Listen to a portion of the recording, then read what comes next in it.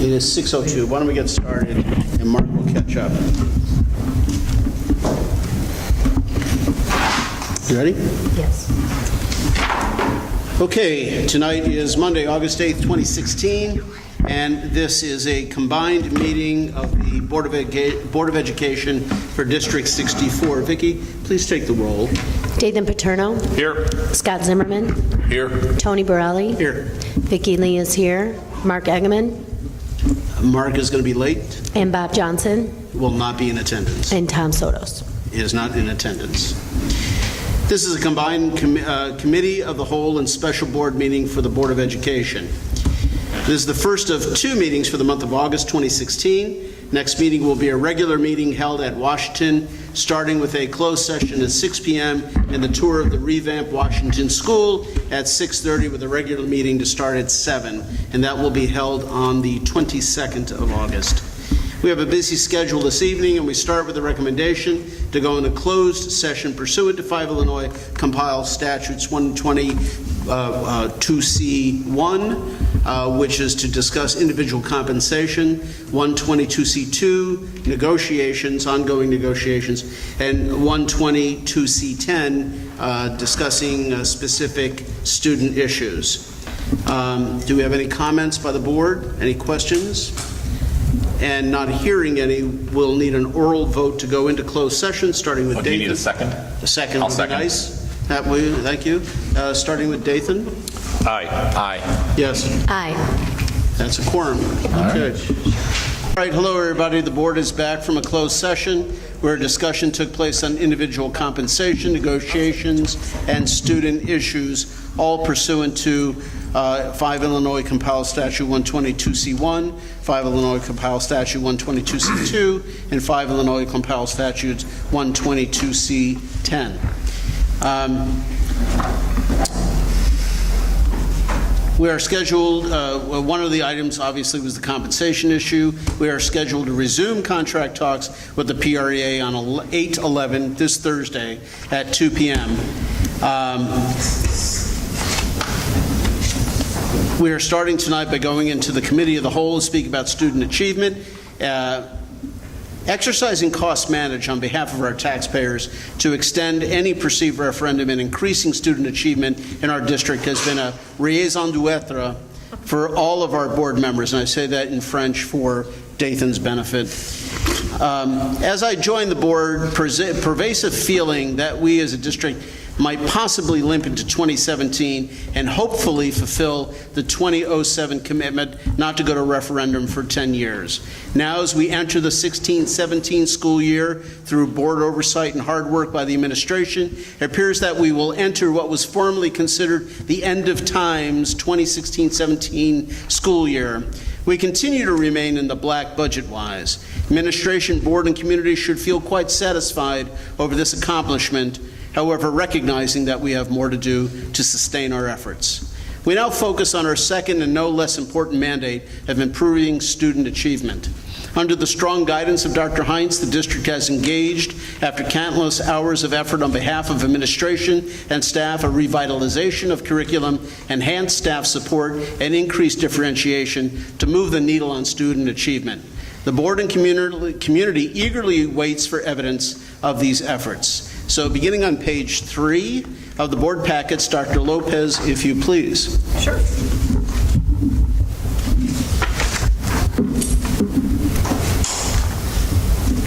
So thank you, Dr. Borelli, and this presentation provides an update of our performance on the 2016 MAP assessment as well as the 2016 PARC assessment.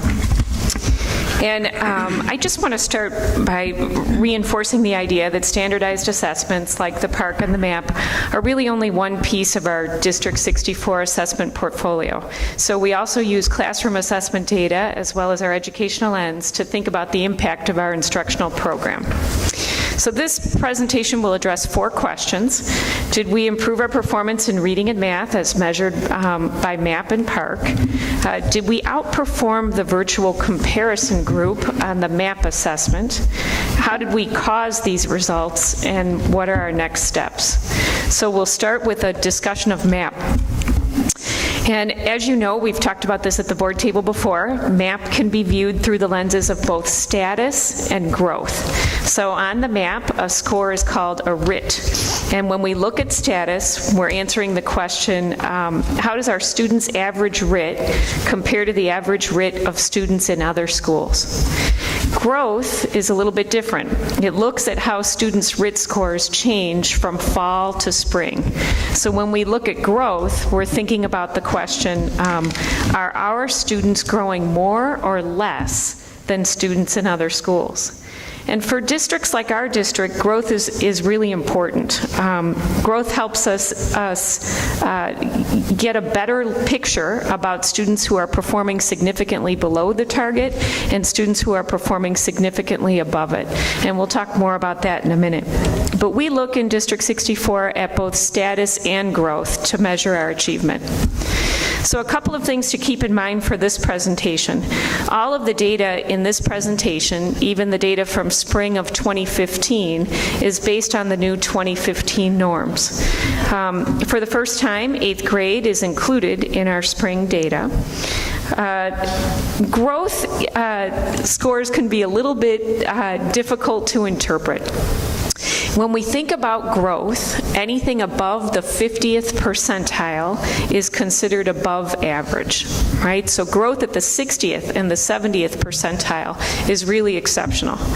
And beginning this coming year, we'll be including 2nd grade in our spring data. This year in reading, we see a slight increase in our status. So in our students' average RIT score in reading. So in 2015, we were at the 91st percentile, and in 2016, we're at the 93rd percentile. So pretty consistent in terms of reading. However, we see a significant increase in our growth from the 39th percentile, which is below average, to the 55th percentile, which is above average for growth. And we believe this increase in growth is the result of an increased focus on differentiation and really the strength of our Tier 2 and Tier 3 intervention programs, like, for example, our literacy program. This year in math, on the MAP assessment, we see a slight increase in status to the 88th percentile, so we're pretty consistent in terms of status, and we see a slight increase in growth. But if you remember, last year, we were well above average in terms of our percentile rank for growth. Our growth was at the 66th percentile, and this year it's at the 68th percentile. One of the things that we're really pleased about this year is that we see an increase in our 4th grade growth from below average to average.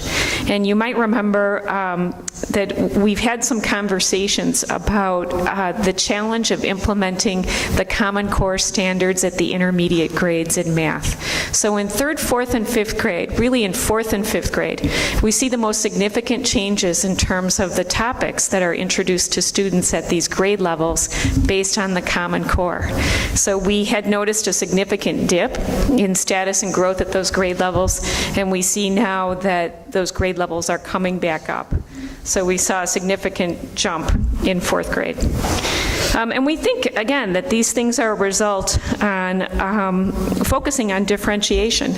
Guided math, which is a strategy for supporting students at different levels in small groups, is something that we've provided intensive professional development on this past year.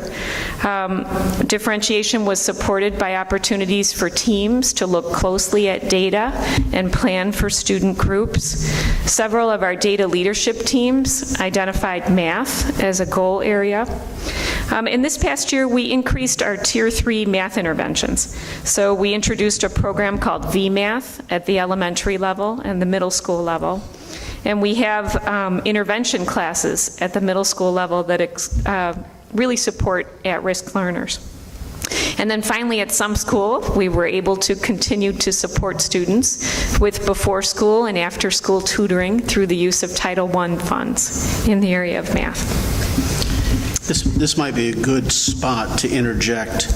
I went back to a June 23rd, 2014 report that you had provided the board reviewing end-of-year growth figures for the MAP scores at the conclusion of the 13-14 school year.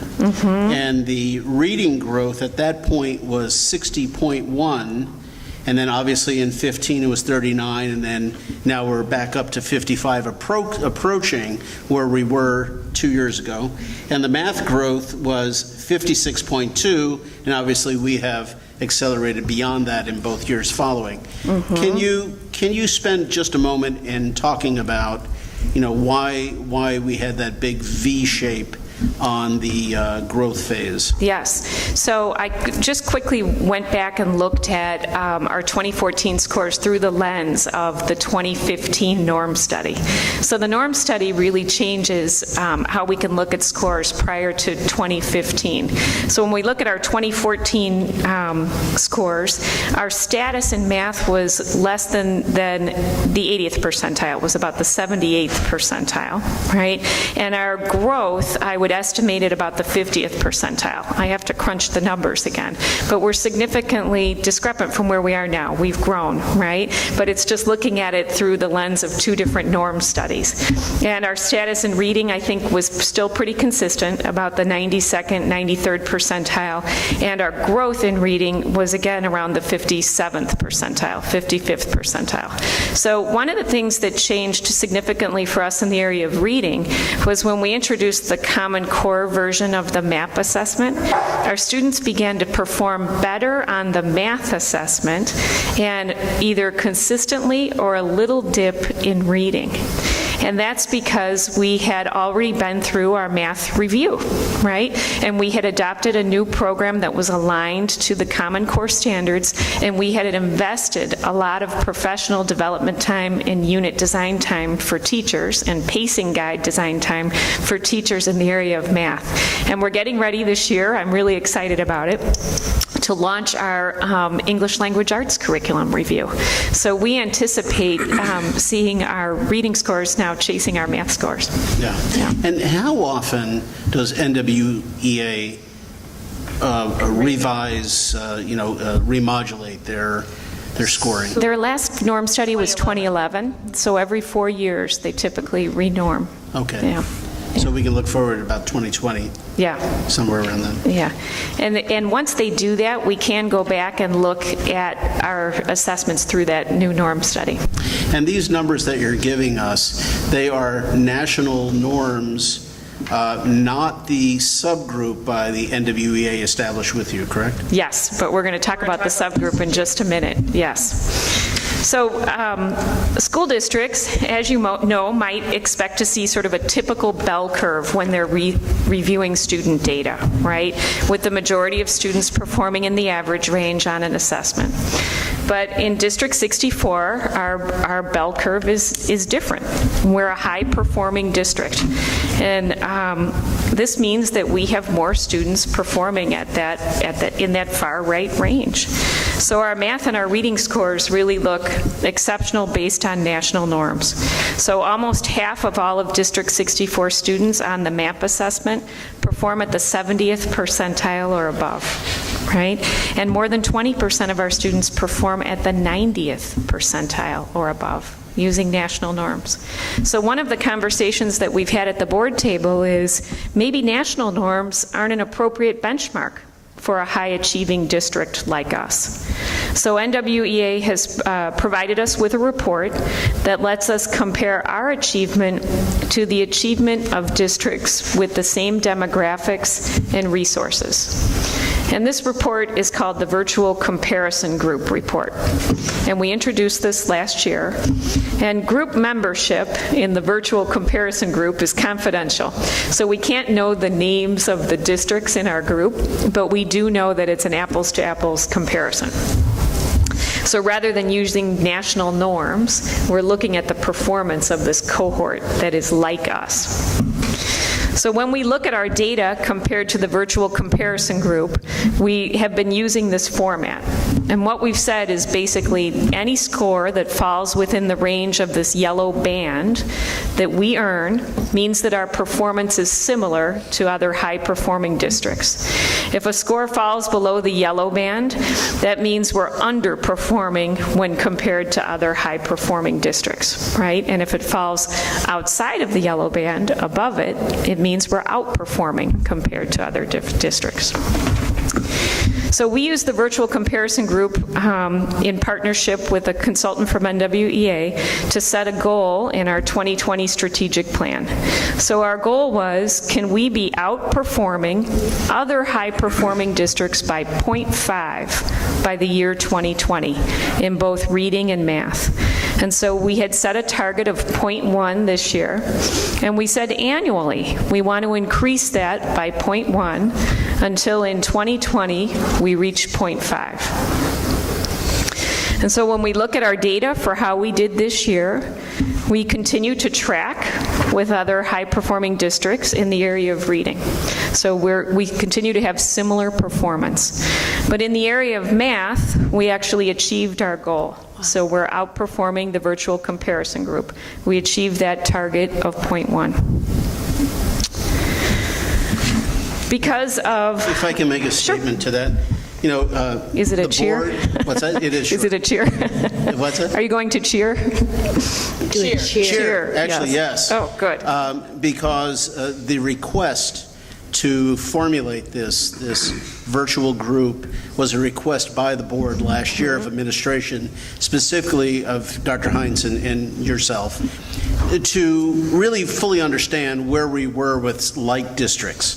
You know, what we constantly, board members have constantly heard, so that's national norms or state norms, and we expect our district to be performing better than state norms and national norms. But how do we do with the higher echelon districts that are accredited as having truly high-performing districts? And establishing this really gives final evidence and credence to where we are as a district in performing with similar districts with same allocations of funding and size and everything else. So my hats off go to both of you for the amount of work that went into this, for getting NWEA to do something that is novel, new, and unique, and that will provide our community with the proper data that they're looking for in how we're really comparing to similar and like districts. So again, my thanks to getting that done.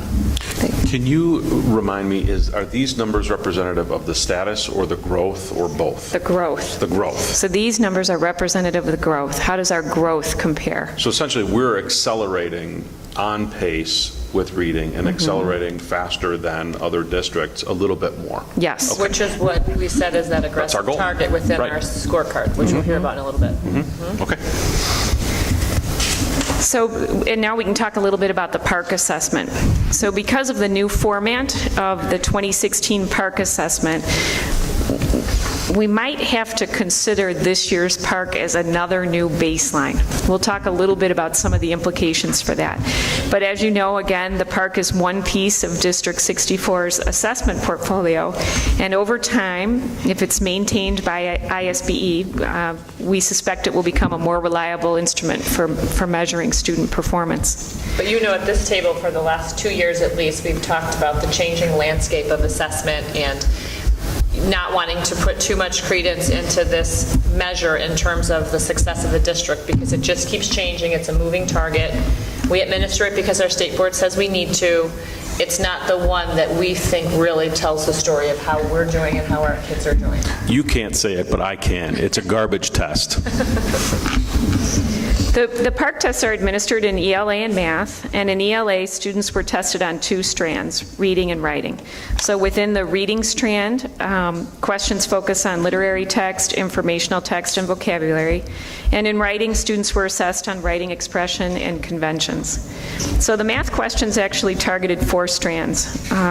The major content taught at the grade level, and then there's a piece of the Common Core standards that's called additional or supporting content for the grade level, math, reasoning, and modeling and application. So the format of the test was slightly different this year. Last spring, we had 2 testing windows.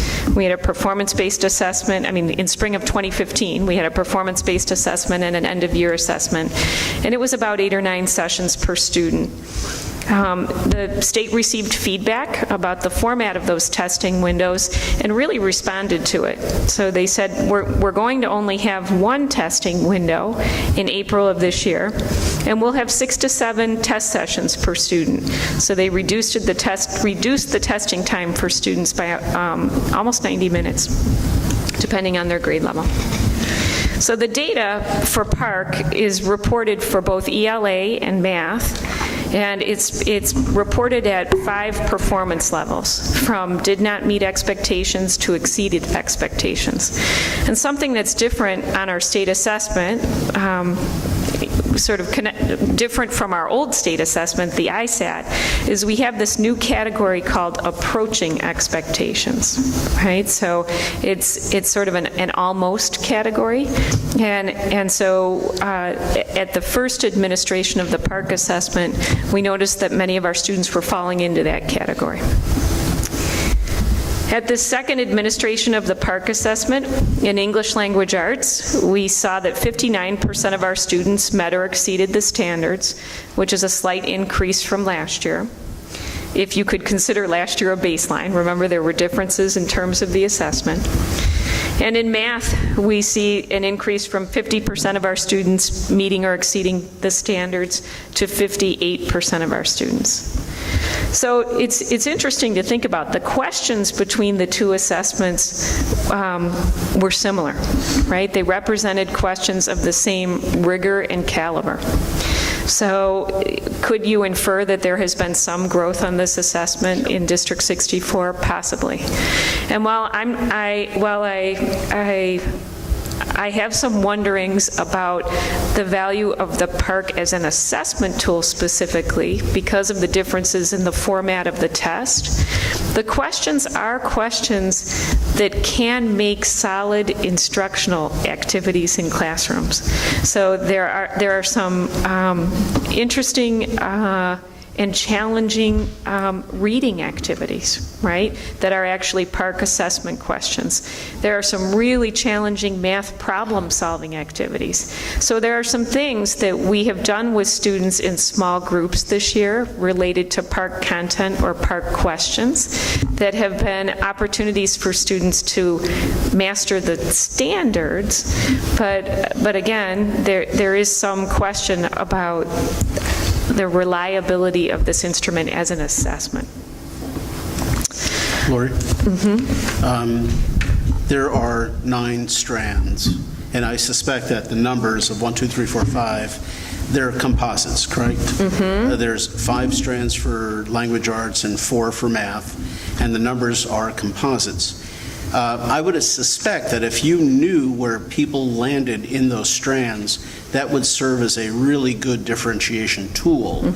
Do you have access to that data, and will it be shared with teachers to implement in their differentiation process? Yes, so we have access to that data from the state, and it's also data that gets moved into the background of our school report card. So teams at the school level are able to look at more closely at what students have done at each grade level. And they can even look student by student.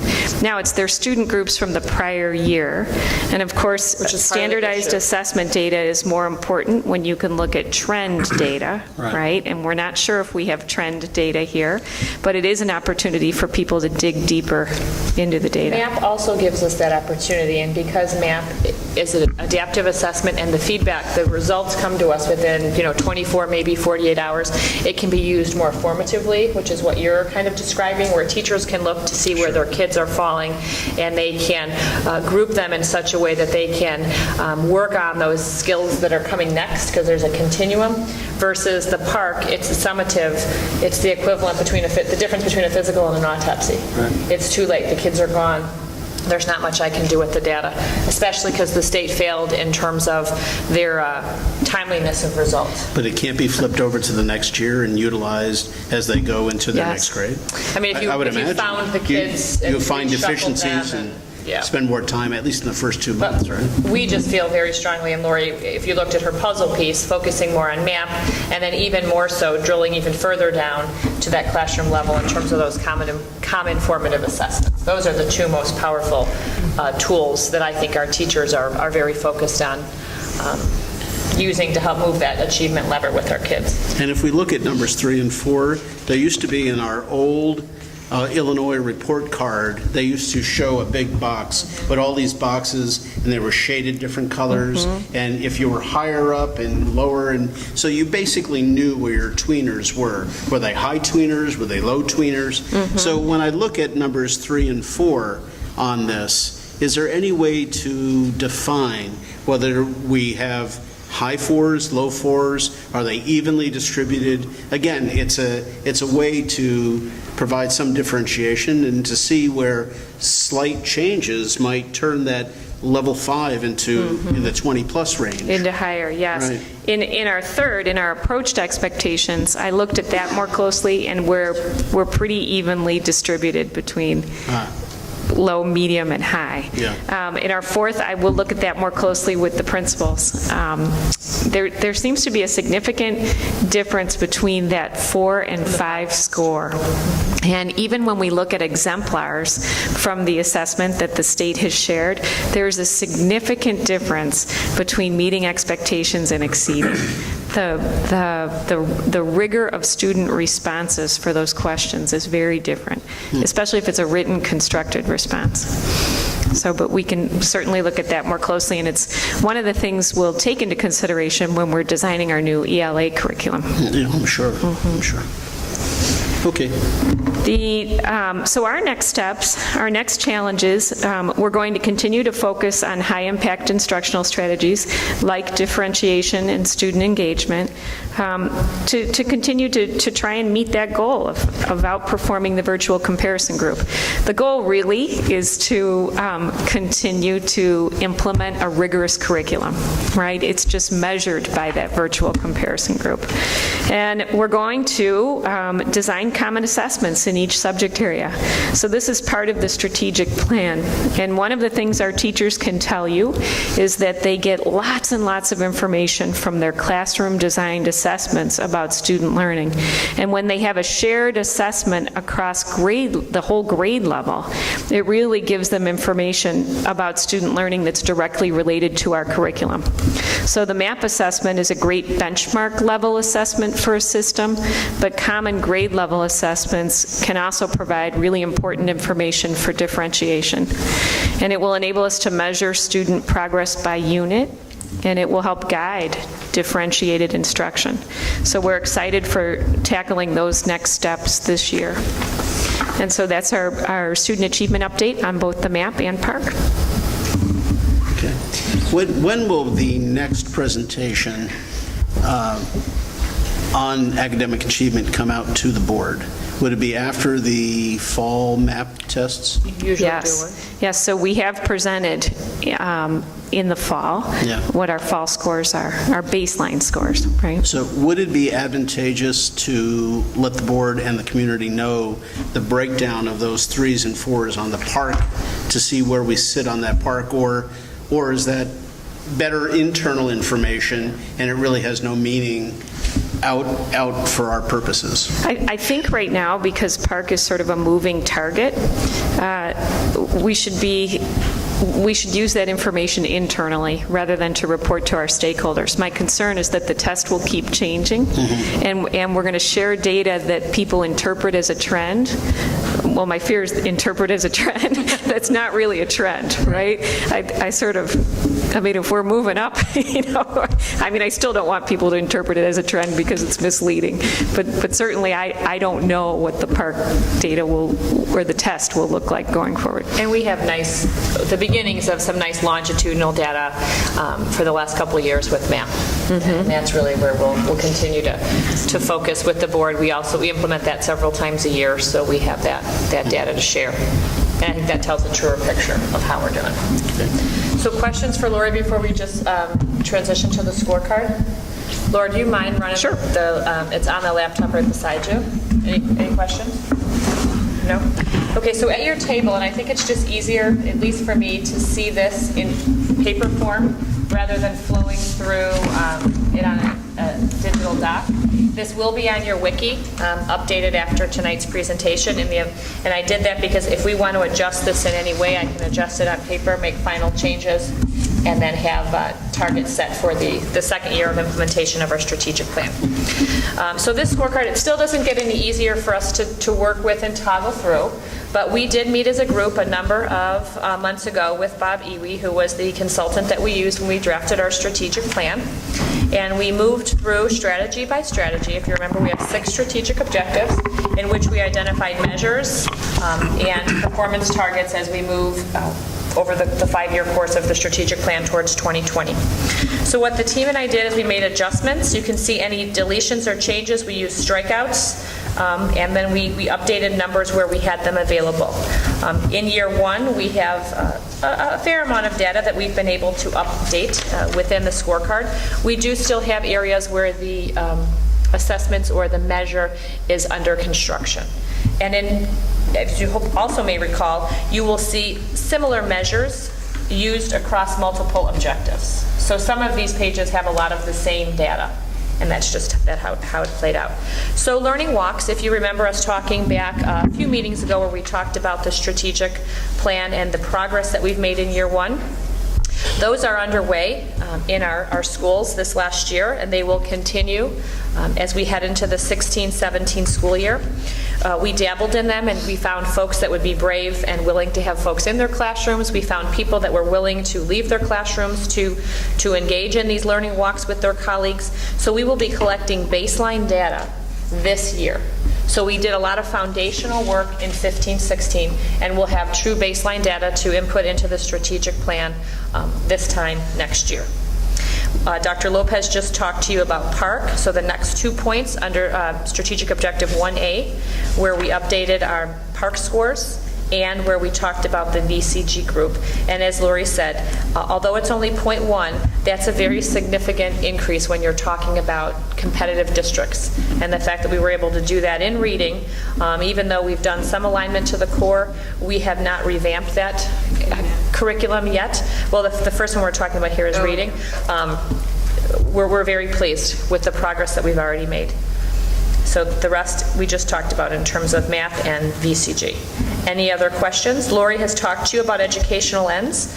She's completed Encore and will continue to work with the different disciplines to have those educational ends updated. And those are the measures that the teachers use, with our goal in 2020 being that we have educational ends for 100% of our content areas in which we use educational ends across the district. Laura, can you talk for a few minutes about, we've been working with 207, you've been working with Dr. Barb Del Varga.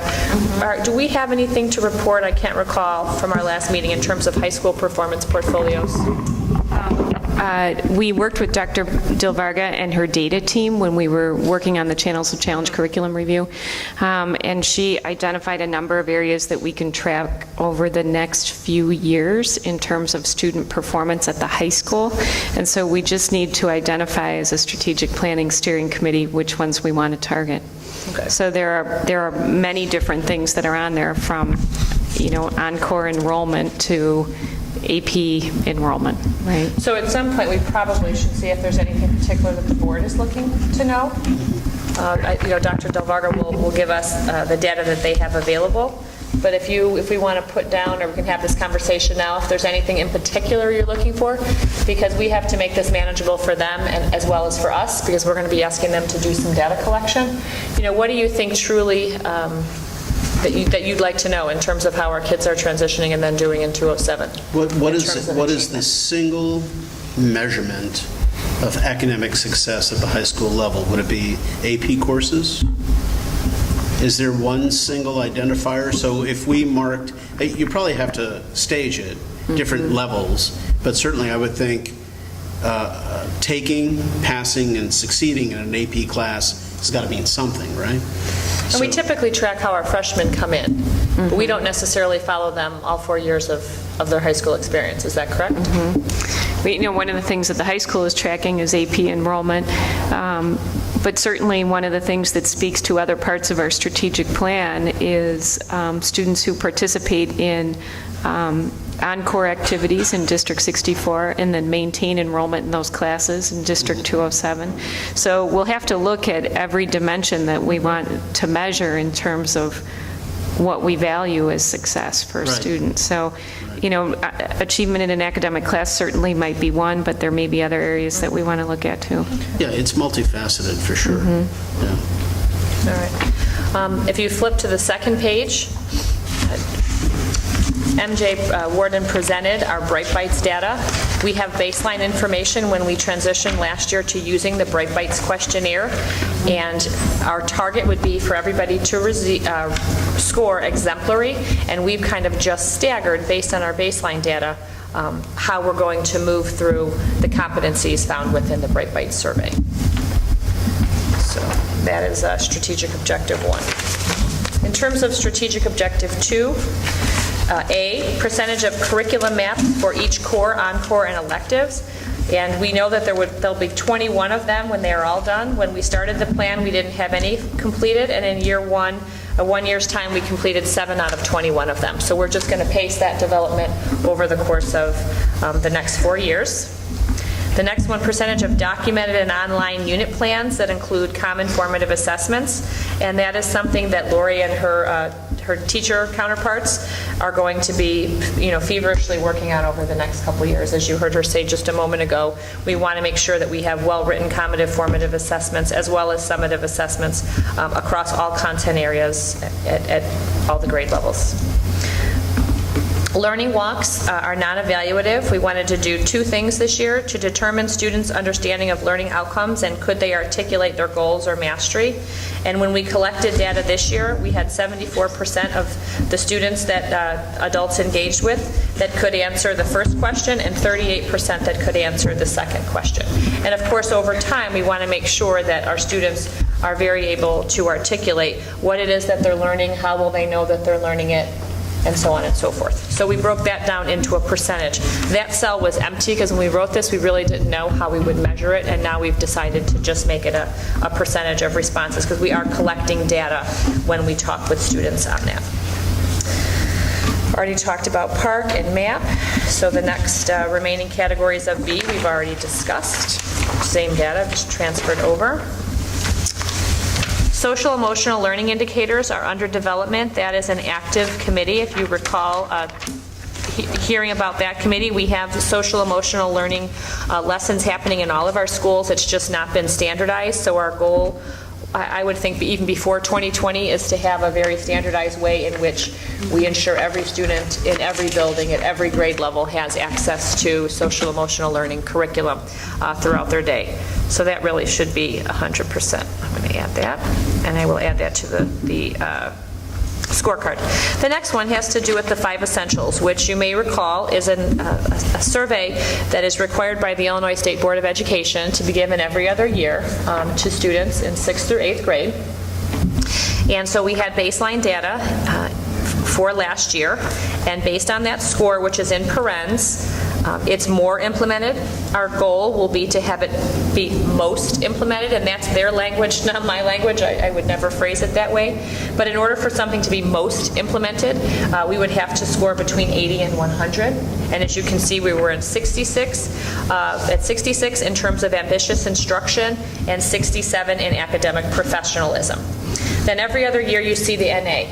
So this year we did the thought exchange, and we will be presenting that to the board next month because those results are different, ask different questions, different purpose. But the next year we've kind of just increased the window and the band of scores. So we're going to get into the implementation, most implemented phase next year, and then 2 years from 17-18, we hope to have 80 to 100% of our students feeling as though they have access to ambitious instruction and that they have academic professionalism in terms of their interactions with their teachers. So that's kind of how we built that measure to track over time. And then clear targets and curriculum performance posted to website dashboard annually. That's something that we got off the ground this year, and we're continuing to refine the tool and our timeliness in terms of updating it. And there are 5 indicators that we update, so we just want to keep track of those over time. All right, any questions?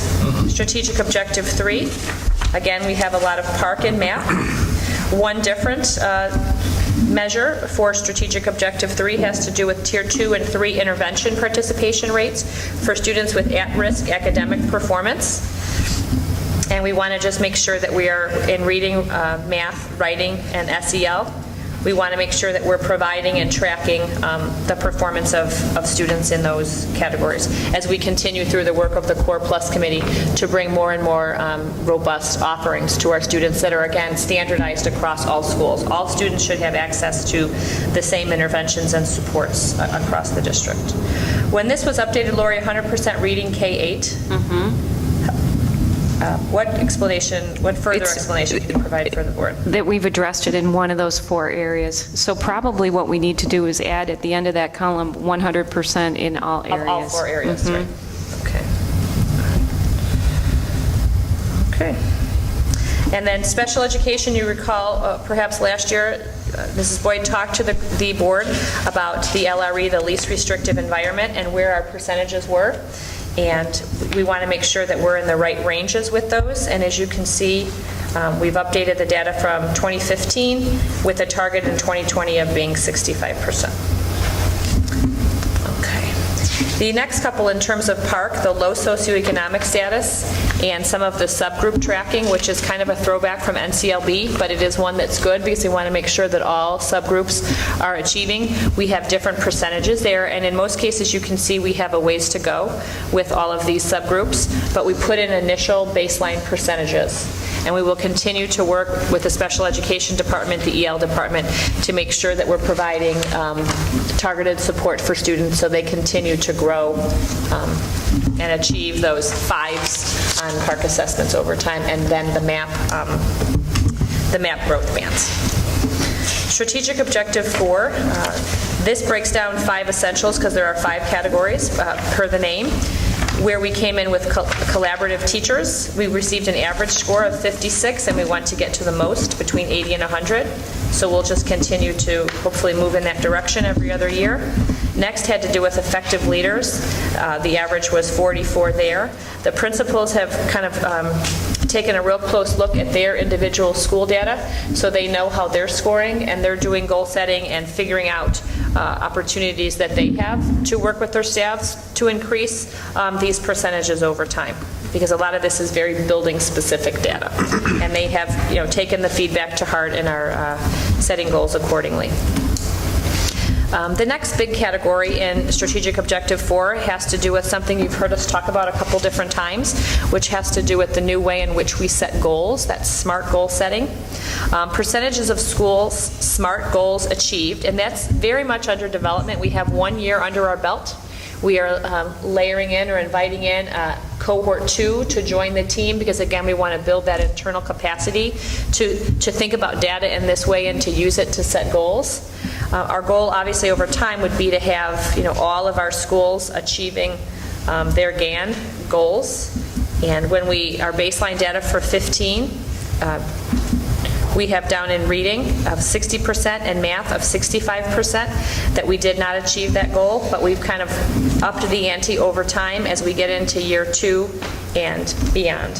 So this was a measure just really through no psychometric setting. It was more of a conversation that we had with ourselves in terms of where are we now, and if we want to get to these percentages, how long do we think it's going to take, and what can we do to provide support so the likelihood of us reaching goals is achieved at a greater likelihood. Anything else to add, Lori?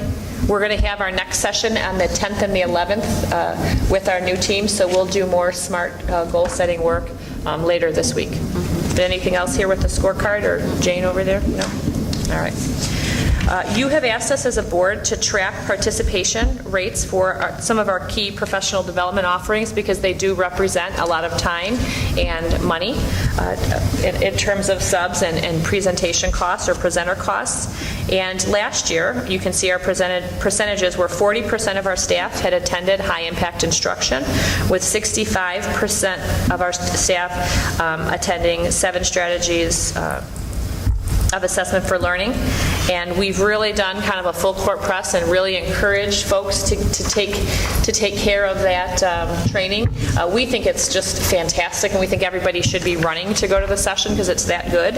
But we've had a major uptick in terms of participation, 81% this year and 72. And then to get this to 100%, what we've decided is at our November Institute Day, we're going to have different rotations that we believe will offer. But if you have yet to take the class, we're just going to schedule you into that professional development session, and you won't have a choice in your offering. So we get to 100%. Today with our new teachers, we had a great morning that was put together by Lori and an outside consultant to get our new teachers oriented in high-impact instruction. So very positive feedback from some of the new staff that I spoke to today.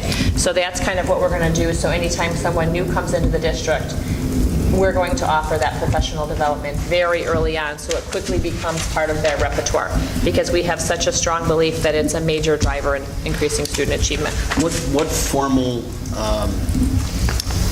method do you have in place to get feedback on the presentations to encourage even higher participation? So Laura, you do a survey, usually an electronic survey. Mm-hmm. We do an exit survey when people leave because it's sort of teachers can put the hours toward their certification. Just in terms of professional development, not professional growth where they move on the pay scale, but professional development for their certification. So we do track it and use an exit slip that's an ISBE exit slip to collect feedback. And typically our presenters also ask for copies of those exit slips, and they use that to improve their presentation. Yep. All right, so strategic objective 5 and 6 have to do with facilities and finance. And this really, we did some changing to these 2 categories when we met this spring because Ron and Luann had been here almost a year. And we really wanted them to weigh in terms of what we were measuring and how we were going to measure it. So you'll see some pretty significant changes to both of these strategic objectives because the folks that are really in charge of these objectives or leading these objectives, got to weigh in. So in blue, you'll find under the A category, following submission to the ISBE. So we wanted, instead of having 100% implemented, we wanted to make sure that we came in on budget and we got done all the projects that it said that we needed to get done for that $12.6 million.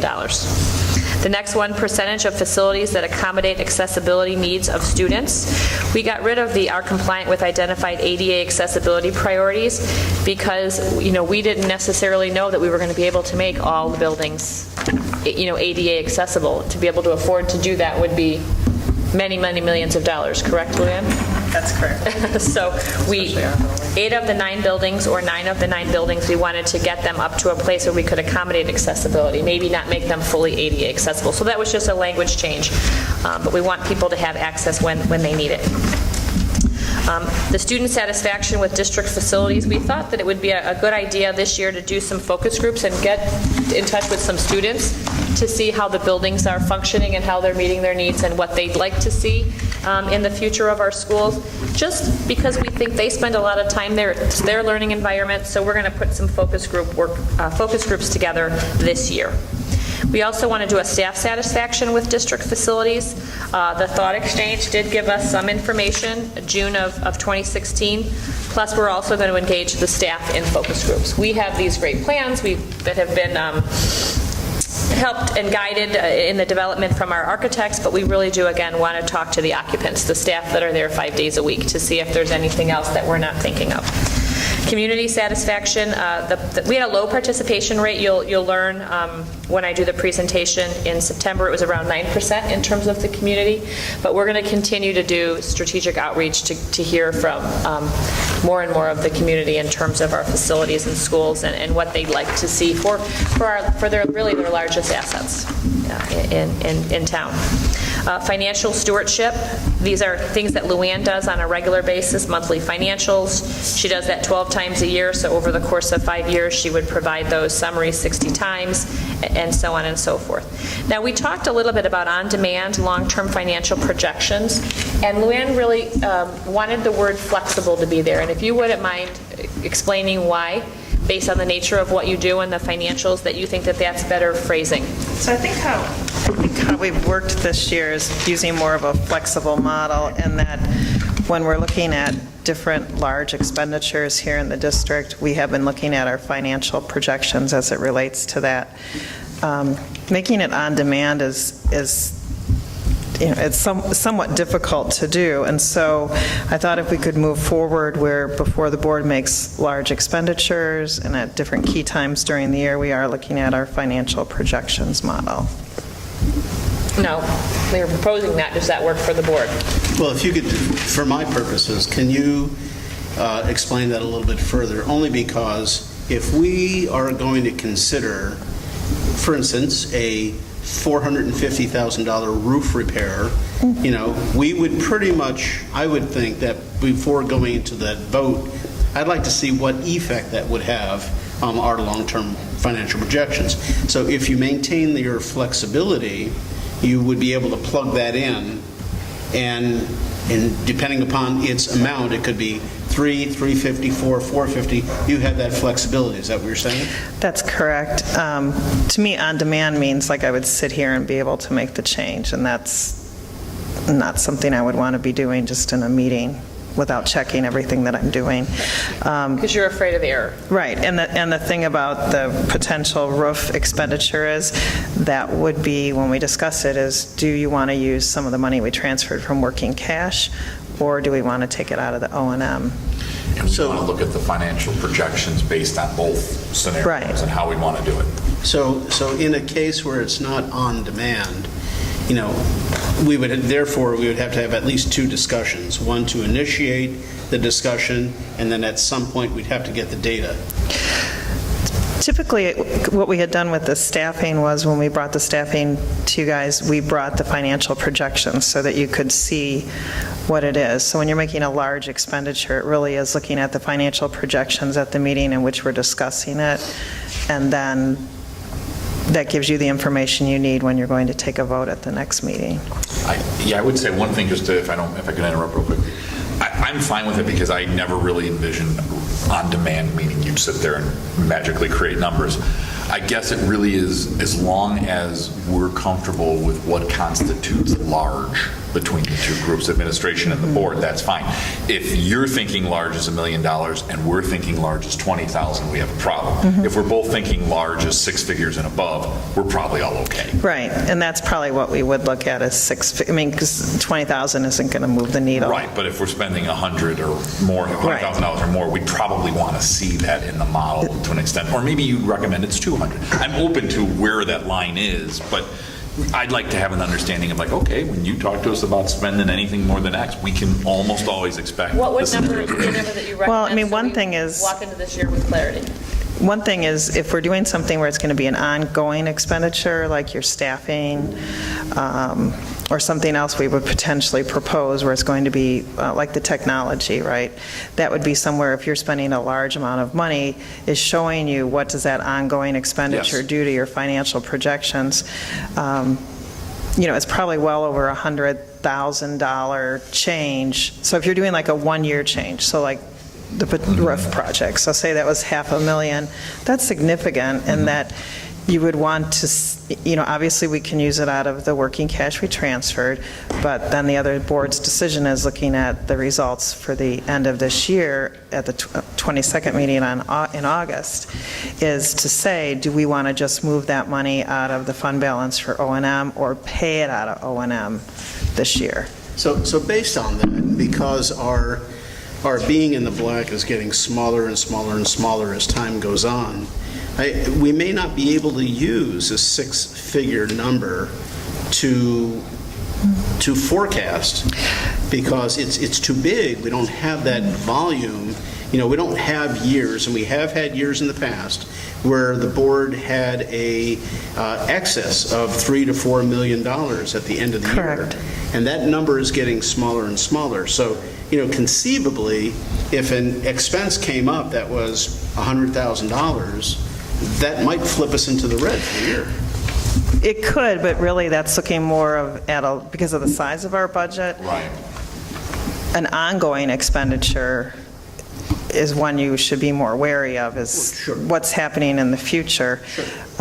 We could show you what 100,000 looks like, and you're going to see it's not really going to probably move the needle very much. One thought is that financial projection model is a 5-year model. Correct. And so if the totality of the expenditure over the course of 5 years exceeds a certain sum, then we probably need to say it. And, maybe I'm comfortable with something like, if it's under 100 grand, you probably don't need to model it unless you want to tell me. If it's over 250, I absolutely want to see it. And if it's in the middle, you tell me if you think it's important enough that it's going to move the needle. I think there needs to be some reasonableness between it. But I think if we start getting into we'll tell you after $1 million, I wouldn't feel comfortable. 100,000 is a lot of money. Right.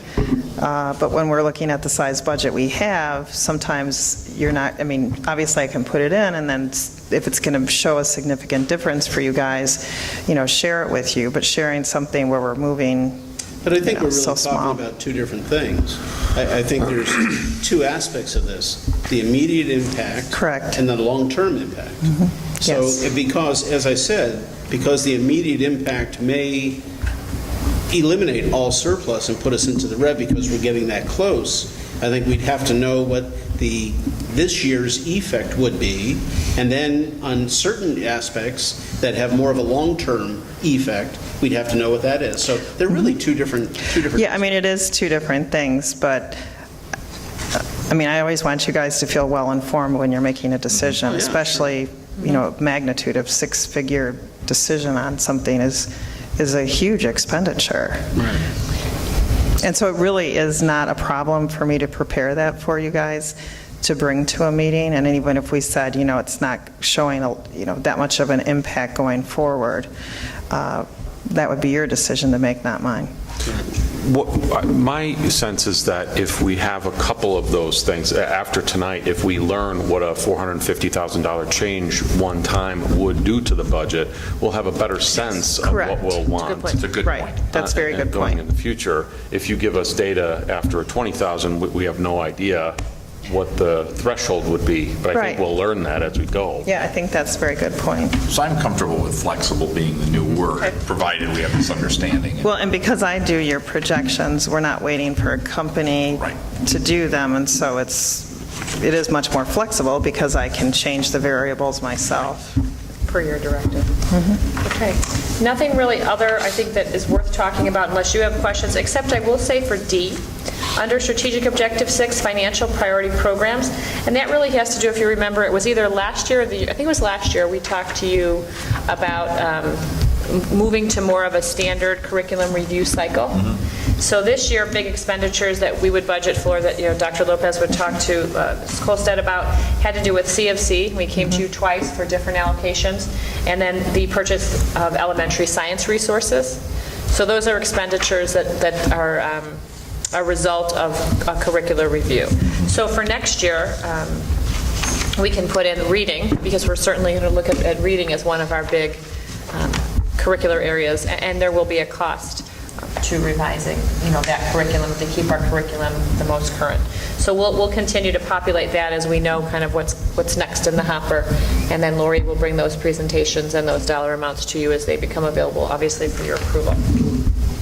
Okay, so that's an update of the scorecard. It is just something that we continue to track, and because we really do want to have as many metrics as we can for you in terms of the success of our implementation of the strategic plan.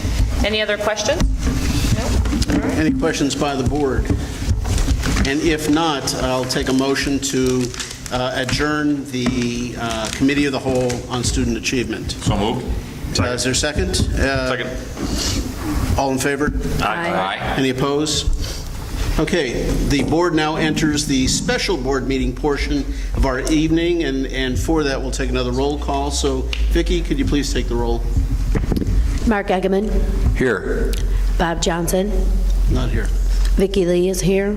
Tony Borelli. Here. Scott Zimmerman. Here. Dathan Paterno. Here. And Tom Sotos. Will not be here. As for all of our regular meetings and special meetings, which are conducted similar to a regular meeting, albeit with an abbreviated schedule or agenda, we must entertain public comments on items not on our agenda. So anybody in our audience who would like to come to the podium and make a statement, this is the time to do so. As a reminder, you have a 3-minute time frame, and this is a time for comments, not questions. And I will say, if I may, Mr. Karras, you didn't leave me your email address last time, so if you want me to get back to you on what you asked last time, please make sure your email's on that sign-in, and then I can communicate with you. Yeah, I just want to make a few comments, just in terms of clarification, as I continue to understand the process of the school board. Doesn't seem like it's on. There you go. First I want to start off by saying in visiting with you last time, I appreciate very much the effort and the good work you do as this committee and everything you look after in terms of the operation of the school system. And in trying to get a little more familiar with the process and everything that you're involved in, I was able to review the recent agreement that's in place. And a couple of things just came to mind as I was reviewing that agreement. First of all, I just wanted to also compliment you on the vigilance you exhibit that you mentioned at last meeting regarding the people that are trying to gain entry into District 64 schools that may be outside of the district. And, it's important to remain vigilant, and I congratulate you for doing that. In addition to that, I wanted to also thank you for the work you do, the fiscal committee, or whatever the correct term is for that committee and those people, the work they do to absorb the lunch and recess costs and bring them back from the parents and back into the school system budget. Those two things kind of brought something to mind. As far as the board is concerned, in the board's rights mentioned in Article 2 of the agreement, the rights are described over two parts, letters A and letters B. Just two letters in the alphabet describe the rights of the board. As far as the scope of negotiation, as you negotiate with the association, the Teachers Association, in terms of agenda and final agreement, do you get any advice from an outside counselor or outside party, or is this something you try to tackle on your own? I mean, I'll leave that as a question comment if you don't want to answer the question out loud. I'm guessing that you're not all professional labor negotiators, so I leap to the conclusion that you have somebody assisting you in that process. This is not a question and answer, but I will state... Where would that be more appropriate, by the way, because I don't want to waste your time. Well, I will state, just to that one point, that we have district counsel, we have a law firm that is on retainer that attends every one of our meetings and gives us up-to-date advice as we go through this. It is not done by folks who don't have a solid background. Right, and the law firm's background is labor negotiating? School law and labor negotiation, okay. Yes. That's completely understandable that you would have that. Now, in the case of an impasse, I'm just wondering, what happens in that case? I leap to the conclusion you stay at the bargaining table and you hammer out an agreement. In the case of mediation, the document describes that the mediation is turned over to a federal mediation service party. I leap to the conclusion if it's federal, it's a political appointee. Does the association, the labor association, do they make political contributions of any kind? Do you have any way of knowing that? We don't. We are randomly assigned a member from a pool, and that's the full extent of what I know about that. If you need a more of a background information, please contact Dr. Hines. We'll put you in touch with our attorney But from what I understand, should we go to mediation, that individual is selected from a pool established at the federal level, and they are randomly assigned to us. And I don't know Please, the politics. I'm not here to admonish anybody, I'm just trying to understand. Yeah, The reason I don't bring have that an up answer. is, I just happen to glance over PRIA's governing board. One of their responsibilities, there's a person assigned to, something I found peculiar was a credit union and a political action responsibility. Somebody's responsible for their political action. I leap to the conclusion they're active politically. So if there's a political appointee mediating, I mean, if you're me, you can see where I'm going with this. So, I mean, if they have a political action committee or process, I just wonder how that all blends in. But just going on from there, once the negotiation is complete, and have you done the negotiation yet for the upcoming one? We're still working on it. We're still working on it. Before it's ratified by the board, is there a citizens committee that does any review with this sort of thing? I'm sorry, I didn't hear. I say before the final agreement is ratified by the board, is it reviewed by a citizens committee just for a reasonableness test? It is not. It is not, okay.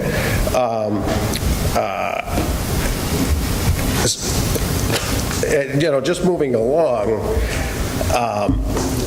just going on to the rights of the association, that's described in the document as, the association that is allowed to engage in organizing, and, the members of the association can participate in professional negotiations with the board. Stated another way, I mean, it's a labor union. I mean, we're okay with that. That's understandable. Now, is it possible to ever bring that under review? Do the teachers all want to continue to be part of the union? Is that something that is even asked of them? There is a clause in there, a right-to-work clause that is in there. You probably read that if you went through the document. But I mean, do you poll them to see whether this is still working for them? We don't. We can't do that. That's not our Interfering thing. with union business. And, if you have specific comments to make, that's fine, but these kinds of questions, Yeah. since a lot of the questions I can't even give you an answer to, because they, for instance, Please tell me, where is the forum that this would be more appropriate? well, Email me. I Send me your email. think contacting Dr. Heinz directly to give you specific answers Well, that's fine. would be That's a better fine. way. And then if she didn't have the answer, she'll get you in the right direction to provide that Okay. answer. I follow that. I'll be happy to do that. The one last thing I wanted to mention is, as a matter of fact, it was part of the handouts regarding the, I guess, the salary structure for the recess and lunch personnel. I'm guessing that if the rules of engagement, so to speak, for the association are 18 letters outlining what they're able to do, and their rights in terms of the negotiation rights.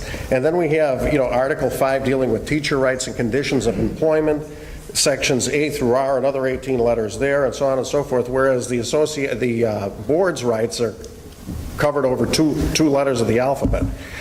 I can't persuade myself, well, let me just back up a little bit. The teachers at one time were doing the lunches and recesses. It went to the school board or the school district, and then the school district, due to budgetary issues, hopped it over to the parents. You wonderfully were able to rein that in and bring it back. Is it possible to get it back over to the teachers? I mean, if they have, it's just too numerous. We'd have to be trapped in an elevator for 11 hours to go over everything with you. With all these items that they are granted, wouldn't you imagine you would have some negotiating leverage to get them to execute the lunches and recesses, especially when they get escalators in salary right before retirement and all sorts of things of that nature?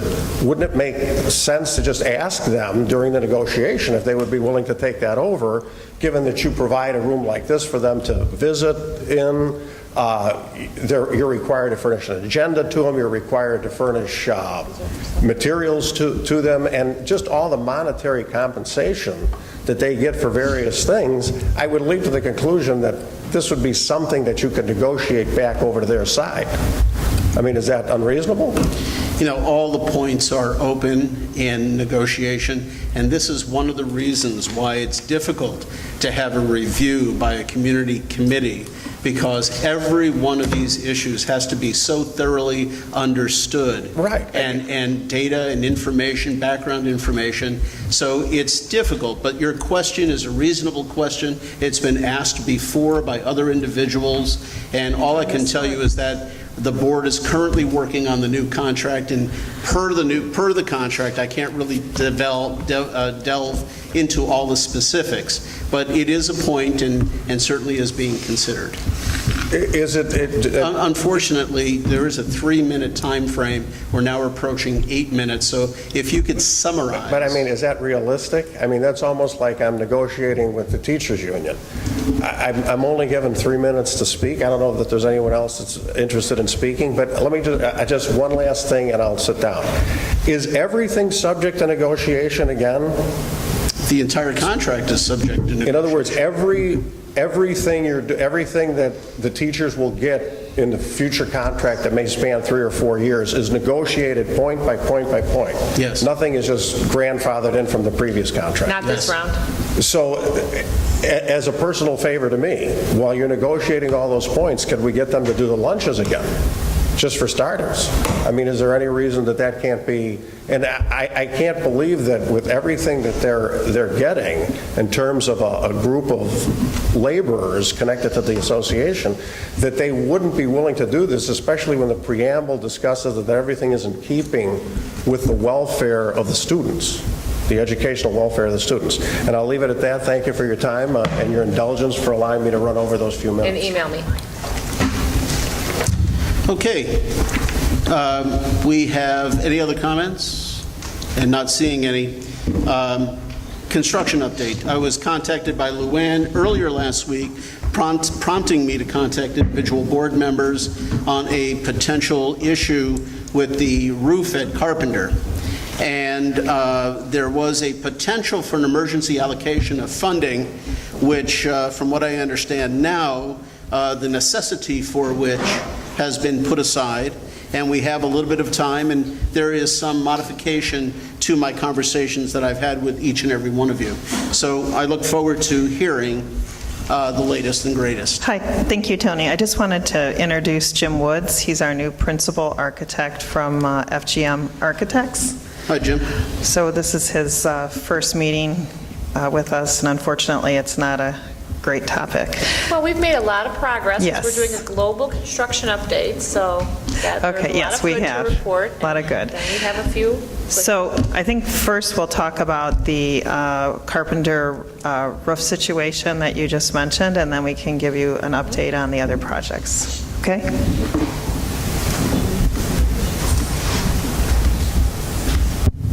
All right, good evening. So on the Carpenter roof, as you have heard, the tectum, You could speak up just a little. a little bit? Okay. So the scope for this summer's project was to take off the existing shingles and the nailer base and replace those. And as the contractors were starting to work on taking off the shingles, they became concerned with some of the give and bend in the roof. We've contacted the Tectum company who did the underlayment, and it was determined that the existing Tectum was structurally had been compromised. Nobody will know exactly what the exact cause of it is, but both the roofing contractors, the Tectum folks, ourselves, feel that it's been water over the years. There was no sign of water damage on the inside of the school. There was a little bit by one of the mechanical units, which we knew about as part of this roofing project, and there had been some discussion about some rain coming in the top vent. That was also being replaced as part of this. But there was no long-term water damage. There was no evidence of water damage on the inside of the school. And it was when they started to take the shingles off and the tectum could crumble that we realized the severity of the problem. Everybody reacted quickly, many meetings and discussions on what our options were, from everything from just bracing it below to, is waiting till next year an option, and it became evident pretty quickly that replacing the roof is the right thing to do. To brace it from below is a pretty expensive option, and you would end up having to replace it in the future anyway, so it would be throwing additional money at it that isn't required. So right now we're going down the path of two different options. One is to replace it with a tectum system, which is similar but newer technology of what is there. And the other option, which is FGM's preferred option, is a acoustical metal deck, which is current technology when we design schools from the ground up. That is what we typically use in a gym. The tectum isn't used very often anymore. It is an older material, an older product of schools of that vintage and before. So, questions? Is it safe for the roofing people to stand on right now? The roofing contractors feel it is, though they can't, they feel they have to limit the number of people they can have up there at any one time, which will slow the redoing of the roof a little bit. I believe 5 was the number that Nicholas and the roofer had been talking about. So they can't, send a whole crew out on the whole roof at the same time. They have to limit the number of people and work diligently area to area. Not that we don't care about the construction workers' safety. Our overarching concern, though, was, is it safe to put people under the roof? Little people, big people, folks that work at Carpenter, kids that learn at Carpenter, because that is used by the Carpenter staff for PE all day, for lunch, for Beyond the Bell, our Park Ridge, Park District partners for our before and after school program. It's a very busy place. So we went over there, and we're already working with Mr. Balda. In the event that we couldn't put kids there, we were going to have to rework schedules and lunches. And that was one of the reasons that we contacted Tony, and he contacted his fellow board members. In the event we had to close that space, what were we going to do? And that has been part of the conversation, obviously, and how fast of the work did we need to do? Did we need to release funds on an emergency basis, or could we do the due diligence to bid the work and have a competitive bid? And so in the contractor and the manufacturer's estimate that it is safe to use and start school with. The roof has been this way for probably a very long time. The urgency is to get it replaced before there is snow load on it. So we do want it to happen this fall and not wait till summer of 2017. But we feel that starting school would work in your normal process, your normal procedures. But when the roofing work does happen, it will have to be closed off. There will be the construction manager will work with Ron and with the school to make sure, first and foremost, that the students are safe, the teachers are safe, there's a drop-off, pickup, going in and out of the school, all exiting works during construction, and that logistic plan will be run by the school district and the school and be worked out before the contractors even show up. Is there any flat surfaces to this roof? No, not that's part of this. Good, because I was worried about the way to retain water if it was a flat surface. Yeah. It's strictly the sloped roof over the gymnasium. Okay. I hope that at some point, not tonight, we have a discussion or get a report about how this happened and if it could have been prevented, and whose responsibility it might have been in order to prevent something like this from happening again much earlier than it could or should have. I do not want to have that discussion tonight because I think it's probably going to be a long discussion. You probably need more information, but can we expect that that would happen at some point? You know, from our talks, I was under the impression that we didn't know if we could trace it back in time. What are your thoughts, Jim or Terry? Or There are, obviously drawings that exist for the construction of the existing building.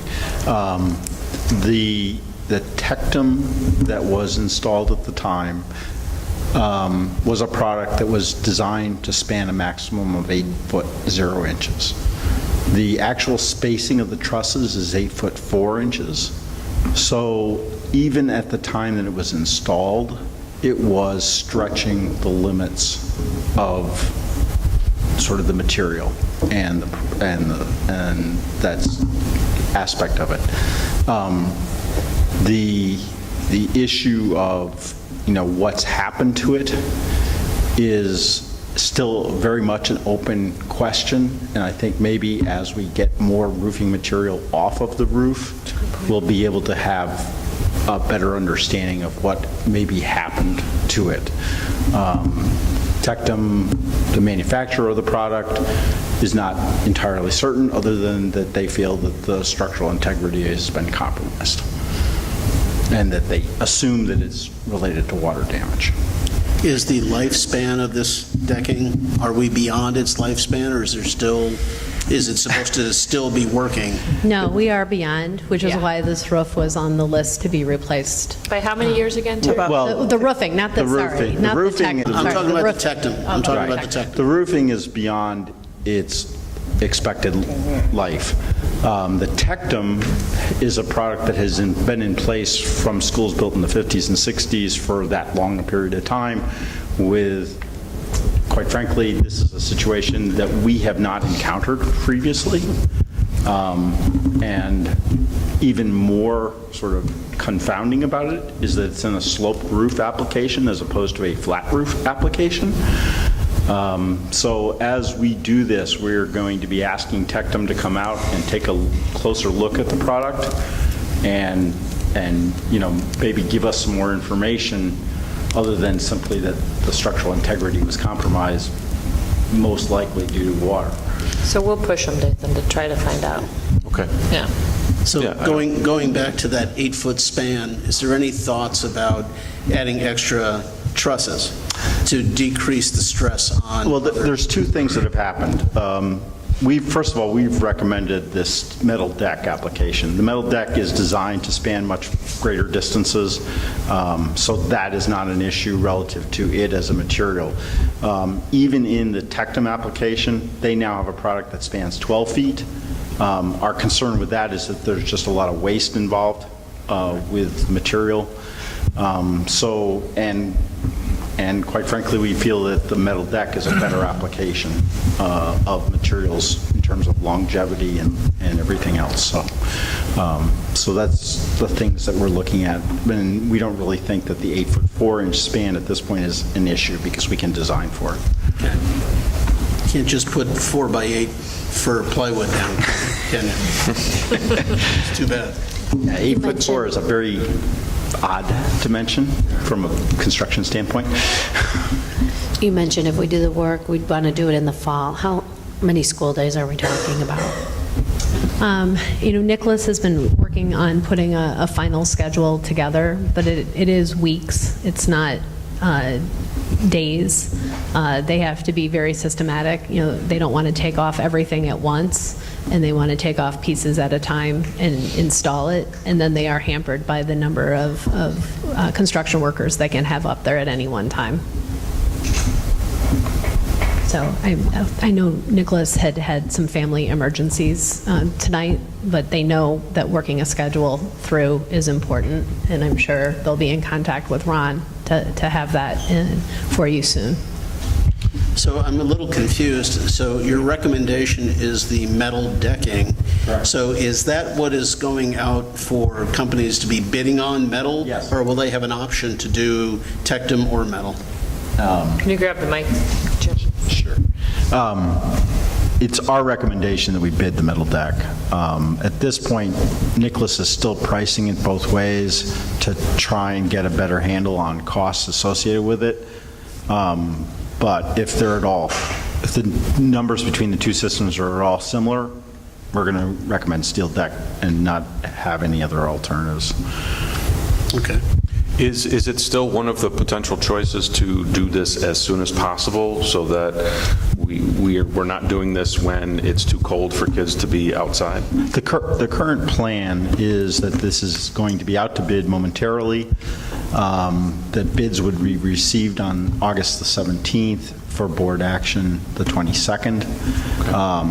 And then there would be obviously some mobilization time, demolition, and all that kind of stuff that's involved in it. But I think from that you can get a sense of we're looking to get it done as soon as possible, but under the scenario of actually being able to bid the work as opposed to an emergency kind of situation. Just to bring you up to speed, the normal process usually takes about a month and a half, 2 months. I've been on the phone with Dr. Heinz and Luann considerably over the last couple of days, and for that very reason, to have the kids doing, if they have to do gym, do it when it's not freezing outside. The first 32-degree official day in Chicagoland area happens to be Halloween Day. And so therefore, it was my opinion that if we went out to bid as soon as possible, meaning the 22nd, where the board can vote and get the bid allocation out, they would order materials and start, and we would be done by middle or end of October. That so the extra effort put in by Luann and Ron to make this happen, so by the 17th we're opening up bids so we can vote on it by the 22nd. A little extra time on their behalf to get that all done. To have it hit the street the way it did in terms of advertisements within days of us being notified was a big push on the part of Ron and Luann in conjunction with FGM. Good. Good.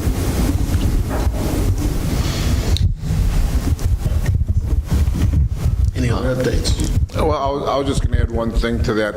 With the Tectum, if we go back with Tectum again, the Tectum sheets are now 12 foot in length, so we'd have to buy 12-foot sheets, cut 8 foot 4 inches off of them, and you would have the same application that you have now. You wouldn't be able to stagger any of the seams because of our joist arrangements, so it would be one plank in front of another plank that you're still going to, through time, you're still going to get a sag out of it from, just, it's, the nature of physics. It's just like a 2x4 or a 4x8 sheet that eventually, with no support, is going to sag. Why would you not have that occur with a steel roof? I'm sorry? Why would you not have that occur with steel? Well, the extra cost of adding all the extra steel would price the Tectum completely out of it. You'd be better off going with the steel deck. Yeah, You're talking about why won't steel bow in the same way? Yeah, I mean, the Tectum, you're saying over time will... Metal deck will span a much greater distance, so it goes over a couple of joist spans. So by the fact that it spans an intermediary, it helps to take out the deflection that occurs in the deck. Okay, all right. So, because I was going to suggest, why don't you just sandwich take that 8'4" and sandwich it, and you could split, bring it down to 8 just by putting another a truss up against it, and then you could make it at 8 foot, but you still have an 8-foot span, but you don't have that intermediary span to take the load off, and that, hence my question before, are you going to cut that in half and add more trusses? We could, but it would be we could, but it would be very expensive, and take that option totally out of the realm of being able to be cost effective. So I thought we could hear some good news. So anything else for FGM? Did you want them to stay for the remaining construction update in case there's questions? Or? If you guys don't mind staying while Ron gives them a public update. If they have anything to add, just jump in.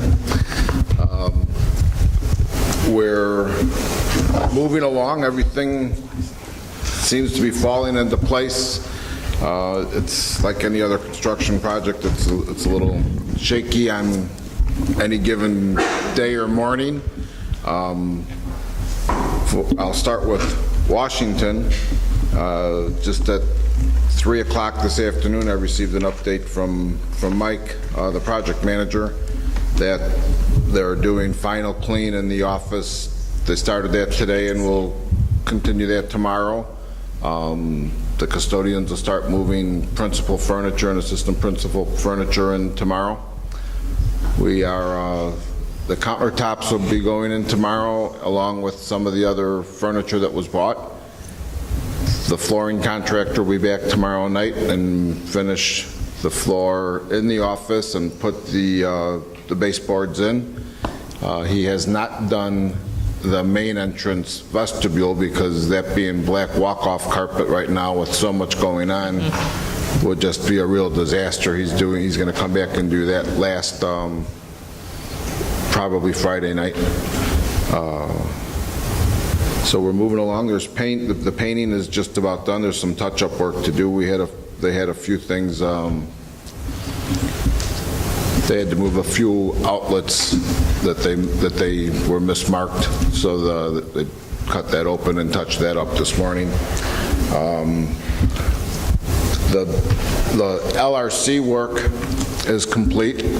They started cleaning the library area. The walls have been brought up all the way to the ceiling. We're just waiting for a little bit, some ductwork to come in just to finish that part of it, but that won't be a big problem. It's all painted, cleaned. We're scheduled to shampoo the carpet Wednesday to get that all squared away and ready in time. The basement area at Washington, the walls are up over there. We were able to gain an extra room there by moving some things around, so maybe it'll help some of the cramp, being cramped for space, and pick up an extra office there. Definitely. That was being cleaned today.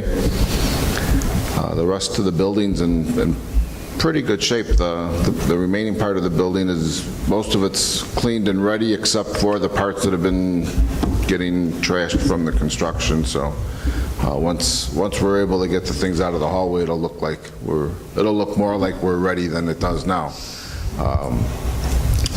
The rest of the projects are going well. We updated you on the roof. All the other roofs are moving along. Pretty much done, just finishing up punch list items from when the architects and the engineers were up there walking around, checking things out, finishing downspouts and gutters. The HVAC units have been placed back on the roof, and we're in the process of starting them up. We've had a few little hiccups here and there on a couple of them. I know one that nobody's going to want to hear is we've had some problems with Carpenter.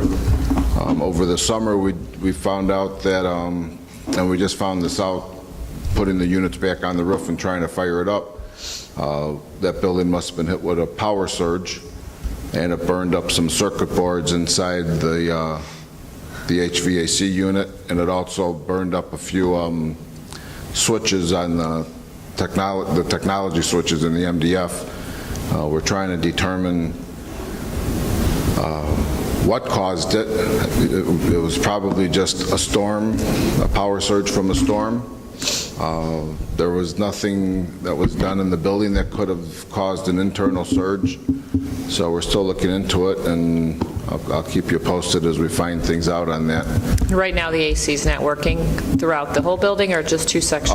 Parts of the building. Okay. And it's kind of funny that system is kind of funny and erratic the way it works and bounces around.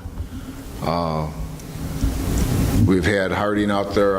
I have a call in for LG to come out tomorrow and take a look at it and see if they can help us with some of the problems with these boards. It seems like the boards are not communicating to the unit.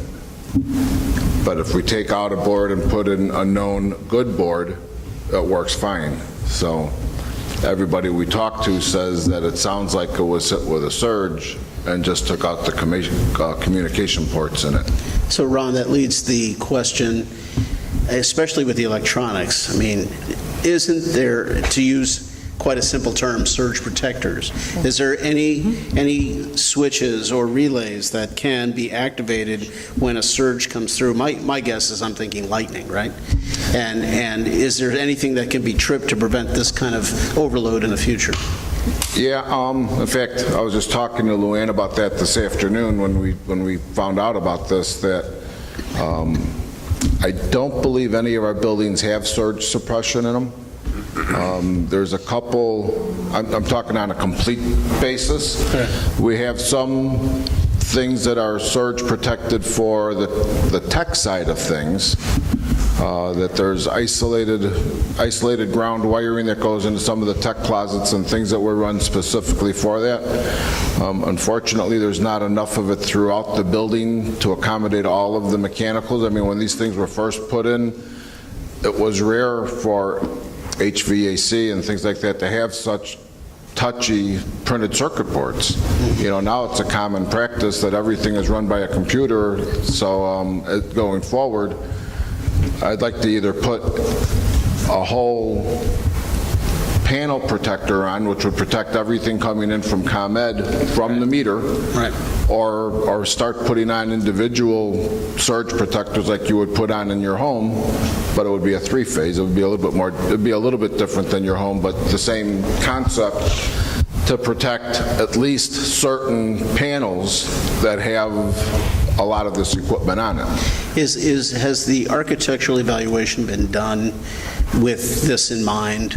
Has any thought been put into having these kinds of surge protectors, or even those little things for the lightning conductors on the roofs of the buildings with the grounds going, you know, all the way down? Any thought about adding those in your comprehensive maintenance plans? I don't believe it had come up before, but I know we have meetings actually starting this Friday to revamp that list and relook at it with Ron and Luann. So I just made a note to add that and talk to my engineers before Friday. Great. So as soon as, in fact, I saw when I was sitting over here before on my computer popped up that I had a voicemail back at the office from the LG rep.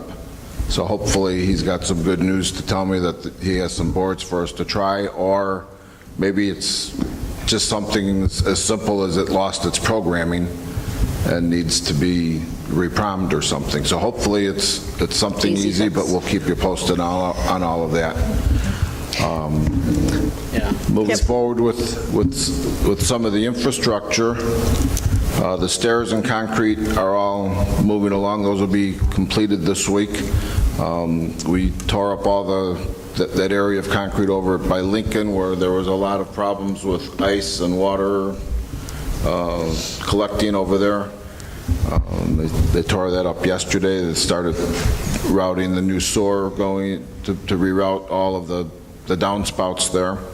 So it'll solve an issue that they've had problems with for a long time, and was on that was on their radar from the day I started, that they brought up that it's an accident waiting to happen over there with the ice and snow. And I think...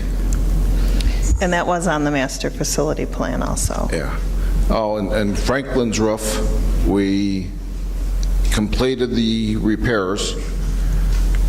We're still, it's still on our list to talk with the architects a little bit more about what we should do with that roof, short-term, long-term. Is this a temporary fix? Should we look at recoating the roof? Or should we look at a total roof replacement there in the next year, 2 years, 5 years, whatever's determined? And I think that should be it for the... So I just wanted to let you guys know that we are working with our insurance company on the issue that occurred at Carpenter. Once we had the issues with the circuit boards for the HVAC, I was notified by our tech manager that we had about 8 access points for the internet that had been blown out by this, whatever happened in the building, and as Ron indicated, we had some other tech boards and that go out, and so once we have more than one thing occurring, then we know something happened to the entire building, so we are working with our insurance company. So hopefully you guys have found, I know the updates are lengthy in terms of construction updates on Friday, but we really have tried to keep you on a weekly basis up to speed. Ron and his department have been very, very busy, so thank you for all your work. I forgot one part, the asphalt. We were able to resurface Washington's parking lot. We also pulled up the back walking path closest to the building and replaced all of that because that was just Bad shape. that was a nightmare back there. And we did that little playground area right outside the cage. That's what they call it. We did Roosevelt. We redid all the asphalt there, and in the process of that, I had them move the fence up so that we, in their parking lot, so that we actually picked up, we got 12 or 13 extra spaces, extra parking spaces there Which to they get cars off the desperately street, so that should help Desperately with some of the neighbor problems over there with parking. I mean, not enough room to make everybody happy, but, 12 less cars parked out there should help. We were able to seal coat and stripe the Hendy parking lot, and we're still working on trying to get some work done over at Emerson. The sinkhole. Sinkhole. Trying to do something with the sinkhole. Is the chimney work done at Hendy? Yes. Yes. At some point, too, maybe next meeting, we do have to talk with the board about the Roosevelt drainage situation. Yes. So we'll make sure to put that on the agenda for, do you want it the 22nd or early September? I would prefer early September. Okay. I mean, the rock garden's not sufficient? Ron, are you concerned that these AC issues at Carpenter are the same issues we were having last year when we hired the consultant with the circuit boards and the this and the that and the finger pointing? I don't think it's related to the same issues. We were, when we shut the system down for construction, it seemed to be working great. We had a few hiccups still that we were going to address this summer. We had done one classroom, and right now there's 2 cassettes in a room. Well, what they had before was 2 thermostats, one working one cassette, one working the other cassette, and they were fighting each other. One could go into heating, one could go into cooling all at the same time. So I looked into that and didn't think that was a very logical approach, that, for a single room, it'd be different if you had separators in there. So in talking with CS2 and a few people in the industry, most of them agreed with me that, let's at least try one room and put it under one control so that both cassettes are acting the same. So that if the thermostat's calling for cooling, both cassettes will be cooling. If the thermostat's calling for heat, they'll both be heating. You won't have one idling, you won't have one in high and one in low. You won't have one in heat, one in fresh air mode. They're going to work as if it was one unit. And we did one classroom that way, and after 5 or 6 weeks, the teacher, and I kept touching base with the teacher there, and then she sent me an email that this was the best thing that's ever happened, that her room has never been so comfortable. So over the summer, we were going to do all of the units, but because the units had to be taken off the roof for construction, we're just getting ready to start that now and had all the kits in to do it when we ran into this. So they're still tying them together, and hopefully we can get them fired up this week so that we can fine-tune that part of it too. But I don't think the problem that we have right now is associated with the problems that we have the ongoing issues that we've been dealing with. It's just frustrating with with the system that, you know, that you've been dealing with the problems for 3 years, and it seems like it's just always something else going on with it. All right, any other questions on construction updates? All right, thank you. If not, thank you, appreciate it. Next item on the agenda was the approval of the electrical service contract. It's an action item beginning on page 36 with the action item on page 37. Luann? Thank you. I was just getting the ROE permits so we can open school for you and Lori to sign tonight for me. Our electrical contract was a 5-year agreement with Constellation Energy, and that will expire this December. I have been working with SaveWave Energy, who is a broker for school districts and for large businesses in Chicago to get different bids for our electricity.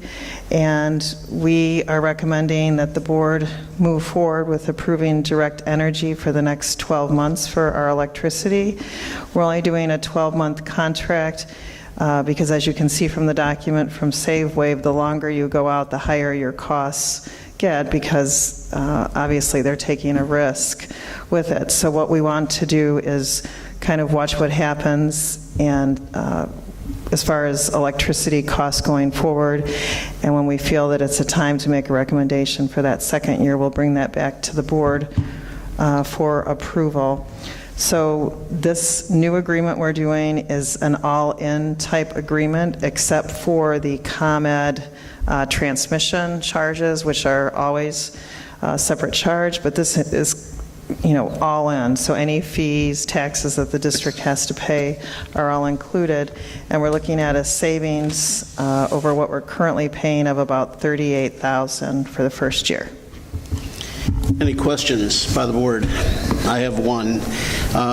This is for December 16 to December 17. Correct. To analyze the savings, I suspect you went back a year to December 15 to December 16, I suspect. However, at Field, for instance, air conditioning was installed at fall of 15, therefore it wasn't part of the equation. So my only concern is the savings of $38,000. If you didn't include that entire fall season of electrically generated air conditioning, how might that affect the savings estimate?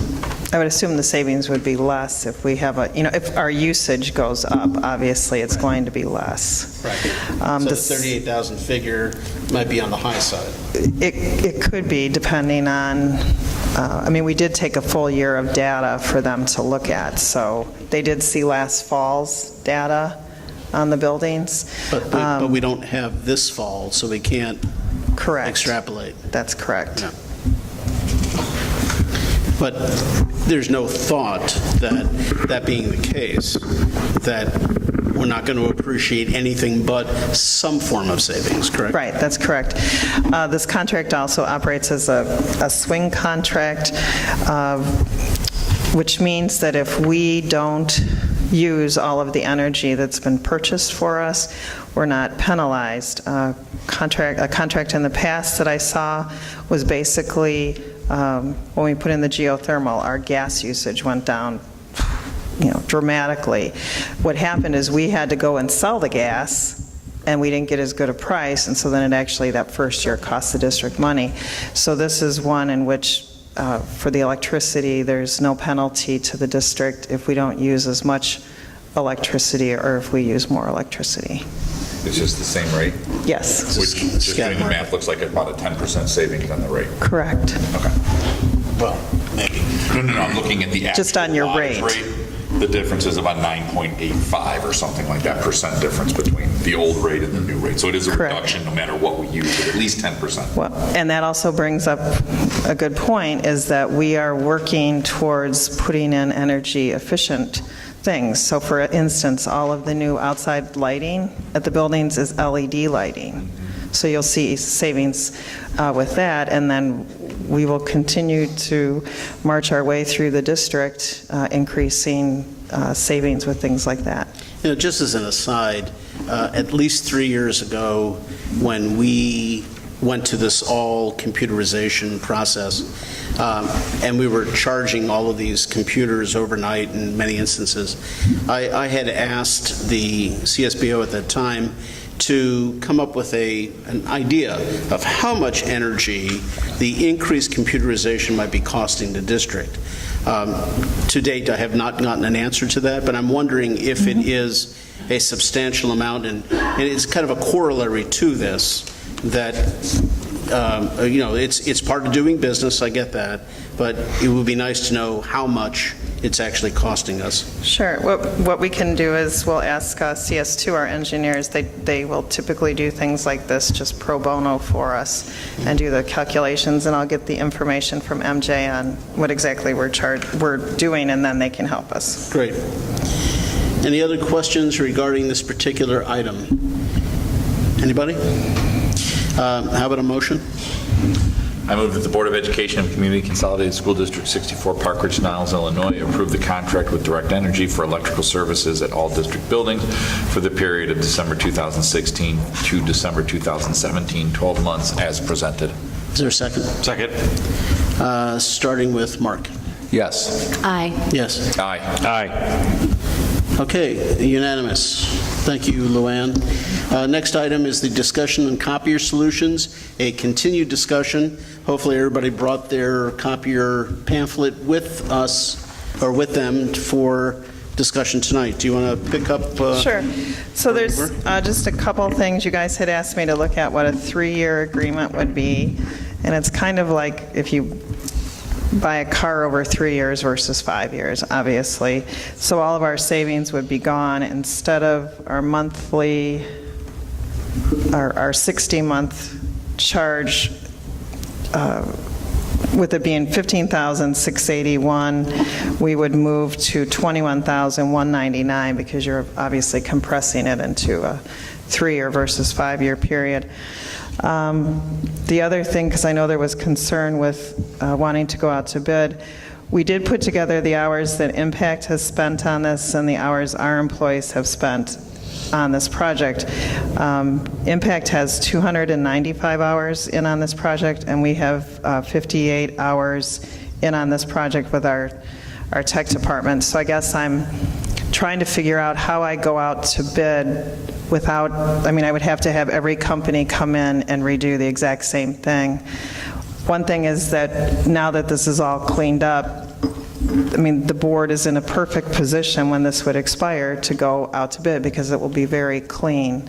But I'm just trying to figure out how I would take this out to bid right now when they have put substantial work into it, which obviously I'm not giving to another company. And your recommendation to the board, or your hope, would be that they would allow this to go for a shorter window, setting the next board, or potentially some members of this board, up to go to bid at that time? Correct. That would be your preferred? Well, it would be that we would do the 5-year agreement, and then when that comes up, it would be clean. There's no way we could have went out to bid with what we had. So just to bring me back up to date, we own the current copiers in many instances, and we're leasing some copiers, correct? Correct. And so there will be one by one or several at a time, they're going to be bringing their own machines in for us to use, correct? We'll be replacing some of the machines, and then we'll also be removing about 76 devices from our fleet that would not be replaced. Right. So at the end of the 5 years, essentially, we will own no copiers, and so when you say... No, we'll own the devices. When you do this, you own the devices at the end. You own the device at the end of 5 years? Correct. It's like a $1 buyout. Okay. Would they be worth it? If we have another company, if we go to bid, won't they want to put their own units in? Well, typically, you look at about a 5-year period. So, like the machine that's in our building right now, I think if you talk to anybody, and I think we've actually made a joke about it, it jams the nights we have board meetings, it seems like, or negotiations. So that machine is really at the end of its useful life. It's just constantly broke down now. So when you look at how much volumes you're putting through this equipment, you're probably looking at about a 5-year span with most of it. So is there any value to these things at the end? Generally not. Not really, and not for used equipment. I mean, we even looked to see if we could, the machine that's only a year old in the basement of the ESC, which is a huge production machine, if we could sell that, and there's really not a secondary market for buying this equipment. And I ask that because if we've already put money into some of these units, I'd want to use them for their usable lifespan, so that one that's only a year old will be hanging on to that for a couple of years. Well, and that's what we're doing with the tech department. Janice in the tech department is working, so we identify older machines, especially like our laser printers, which are very expensive to operate, and we start retiring equipment, and then devices that are listed in here are then repurposed into other locations. Or devices we already own are repurposed, and then we just start retiring the fleet as we move through it. Any other questions of Luann on this? I suspect that you'll bring back to us on the 22nd? Yes. Yeah, okay. Any other thoughts? None? Okay, moving on. Outstanding student fees, 2015, I guess that's 16, yeah? Yeah. So based on the request from the board, I had Brian actually prepared this, looking at our fees and giving you guys kind of a little bit of history on when the board began with InfoSnap and when the board started using a collection agency. And so you can see in 2012-13, pre your collection agency, you had about 215 outstanding students. Then 13-14, after you had your collection agency being used, we dropped to about 158. 14-15, you can see, I mean, it's like 67. And 15-16, our second year of InfoSnap, is 92, and you can see the associated families and then the associated amount that is outstanding right now. We did do the fee study that Tom Sotos came and worked with Brian and I on, since he had a definite way he was very adamant. And I mean, I think we had a lot of it, and then we kind of put it together and worked with Bernadette, and I think it is a very nice document that makes sense if someone looks at it. One thing I want to point out to the board is the only way that you're going to be able to collect a lot of these fees is you would need to put something in place that would encourage parents to pay the fee. For example, my kids go to Barrington. My daughter could not participate in the graduation ceremony this year, even if she had a 50-cent library fine. I know it somewhat penalizes the students, but it could be something that could be looked at by the board, since we know that some of the people that are not paying their fees could afford to pay their fees.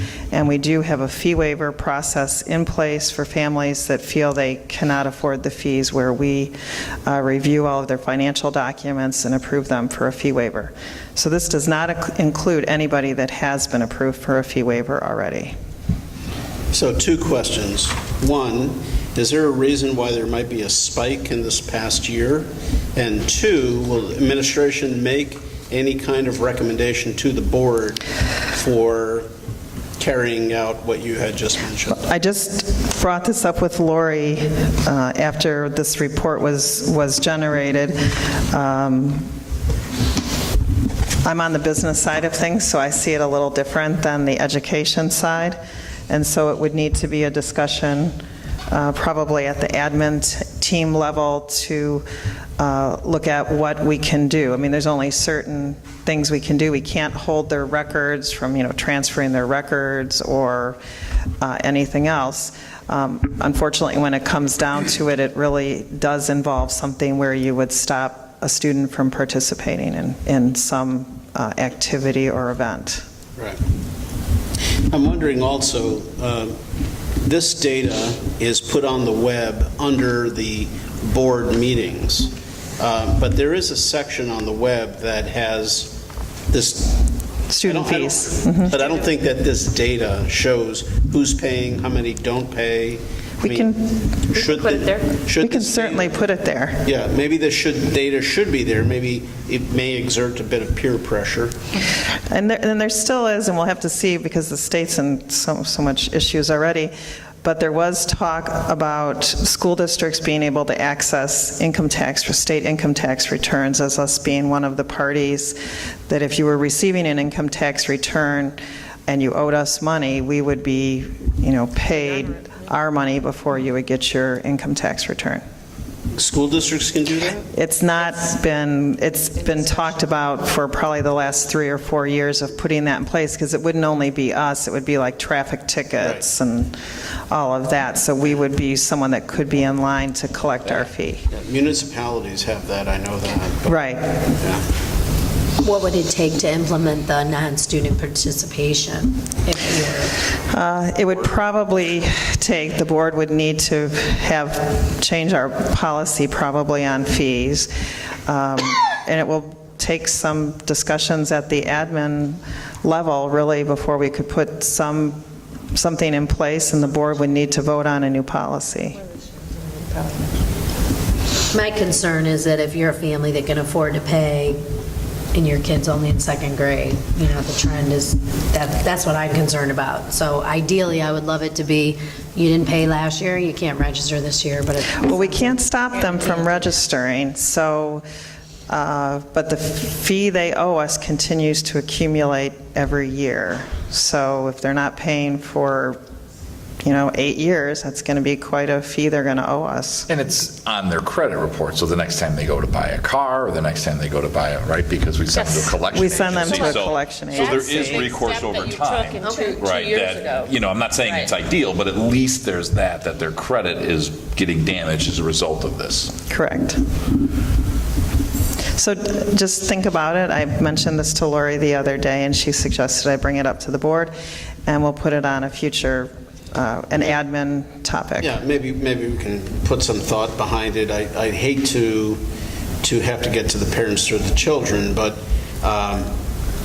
it's just not fair from a philosophical standpoint. It's not fair to all the other families and all the other children Or the taxpayers. and all the other taxpayers that are in the community. Correct. One of the other things we'll need to talk about relative to graduation is we uncovered this year as Luann and Brian were kind of unwinding the budget, is the fact that we don't charge, or we're not sure if we charge graduation fees. At one point, we were told, or Bernadette recalled, that things were bundled in to the fee structure. We need to unwind that a little bit to make sure. Because what did you discover? We're spending in terms over of cost? $20,000 buying the throwaway gowns that they For wear. eighth graders. So if you think about that cost and what's outstanding, that's a swap of 20. So that might be, something else to consider, but we have to kind of unwind the fees. Right, and so that's just Make kind sure. of something on our list to do, is to go back historically, because we don't want to say, well, we put it in the fee or something, but it is a large amount of money.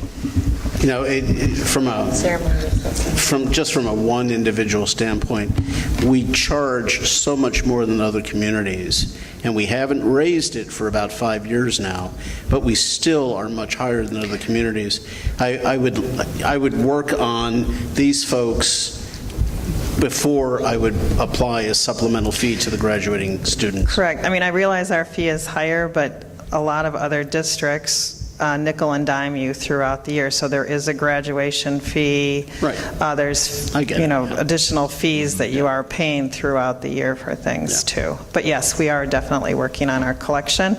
And if we have anyone that is identified that they should have had a fee waiver, we won't go back and give it to you backwards. But we do, through identification of families, through the buildings or through our office or through Jane's office, do make sure we're trying to identify anybody that should be qualifying for a fee waiver. Yeah. Any other comments? It'd be nice if we could reuse those gowns. I don't know if... They're basically, One and done. I think they're flammable throwaways. Yeah, they're very flimsy. I don't know if they would hold up to the storage and, Okay. I don't know. Okay, next item, discussion and approval of building and district certified administrative salaries. Dr. Hines. I think we're going to move this until the 22nd, if I am correct, based on the conversation that we had in closed session. You want to talk a little bit about that? Sure. Okay. So, as what we do every year around this time, is we start to talk about compensation for my administrative staff.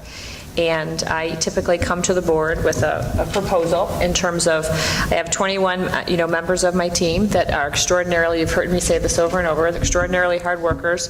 They're very much helping drive the success of the district. They're the leaders at the building level of the strategic plan. I think quite highly of the team, and I would like them to be compensated at a rate that is certainly within market. As you know, last year we worked to accomplish 4 things. After I was finishing my first year in district, I talked to the board about the fact that we really should be putting all of the administrators into that North Cook 40 quadrant, or that formula, so I have a sense of which players are where. Some are in the first quartile, as they should be, because they're newer in their career, while others are in the first quartile, and they really need to be further along because they've worked in administration for longer than the around 4 or so years that we anticipate that you spend in each quartile. We also talked last year about being competitive within the market, which is why the board graciously authorized the reinstatement of full medical benefits for our administrative team, which again makes us right there competitive in terms of other places of employment. I've said always throughout the course of 2 years that the districts we benchmark are our academic competitors or our competition, but we also have employment competitors. And if folks were ever to leave the district, I've said to you, I certainly wouldn't want it to be based on compensation. I would rather it be they want to work closer to home, they have an upward mobility opportunity somewhere else, but I want to keep the good folks that we have here. So I want to make sure that we are giving them the proper raises, keeping within the market. I also take a look at the North Cook 40% increases. And everybody submits their increases, and we come up with a range of salaries throughout the North Cook 40. So all of those things I'm trying to factor in, when I come to the board in terms of what I would like to be able to provide my team. If money were no object, the sky would be the limit in terms of what I would want to, offer this group of hardworking professionals. Knowing, however, that we are really working hard to control costs and slow the rate of growth when we negotiate with PREA and PRTAA, and when we initially begin the work of the IFT union that'll be forming, we can't do everything in a vacuum. We have to really look at what funds we have available. So I had proposed to the board, 2%, but then I also wanted some additional funding, if possible, to give market adjustments. Again, knowing that some folks are right where they should be, others needed to be accelerated. And that was really where I had left it with the board. It was a brief conversation after a long meeting, but very much following this year the same kind of formula and rationale that I followed last year. I want to keep us competitive within market, and I want to compensate the team for the good work and helping us, realize this shared vision that we're creating here as a district. So if I can say, we are comparing our administration with the North Cook 40, some of which contain districts that have a much higher EVA than ours. So it's difficult to keep our raises on a par with some fairly wealthy communities. Therefore, your recommendation is to provide this pool, a modest pool of monies that would serve as a market adjustment to try and get people from the below first quartile to the first quartile to the second quartile, be keeping up with the Joneses, so to speak, because if that individual left for whatever reason, you'd have to pull from probably the surrounding 20 districts to get somebody to make a lateral move into a position over here, and it's going to cost you. So maintaining market adjustments is critical to keep us on a par with our competitors. The board, however, has stressed fiscal responsibility. And that pool has to be carefully monitored. And of course, we're all assuming that, evaluations have been carried out, and this is based on your evaluations and your recommendations. But Scott had a very good idea, and maybe you want to take it from here. I just think being fiscally responsible, we have revenues that change based on, the CPI. And I think that to the extent for annual increases that we can more closely tie it to the CPI, admittedly, there might be some factor in there as well because there's no, with administrators, there's no step, there's no lane. But I just think if we can tie it to the CPI so that people are keeping pace with the economy, I think that's fair because it is all about paying fair in the market. And then as you see market adjustments and you find that this position is underpaid or because in the marketplace the supply is dried up and there's more demand for it, then we make those adjustments based on that to get to the quartiles, the percentage quartiles that you want to get to. But I do think I'd like to see, as opposed to, I know that's what the market's giving, it's 2% or whatever, that we somehow tie it to CPI over the years so that we get used to living within the means of what our revenue increases look like. So that'd be the one thing I'd want to change in this, and we can look at it again next time, is just to make sure that those annual increases are tied, and it may not be exactly one-to-one, but that it's tied to CPI somehow. Because I think that's something important we've been talking about as a board for quite some time. Yes, and the CPI provides a modicum of protection to the taxpayers. Right. Because as the CPI, as the level of living increases, all boats rise with the rising tide. Right. And everybody benefits from that. And as the CPI goes down, there's less income to families paying the taxes, then some of the salaries will go down as well.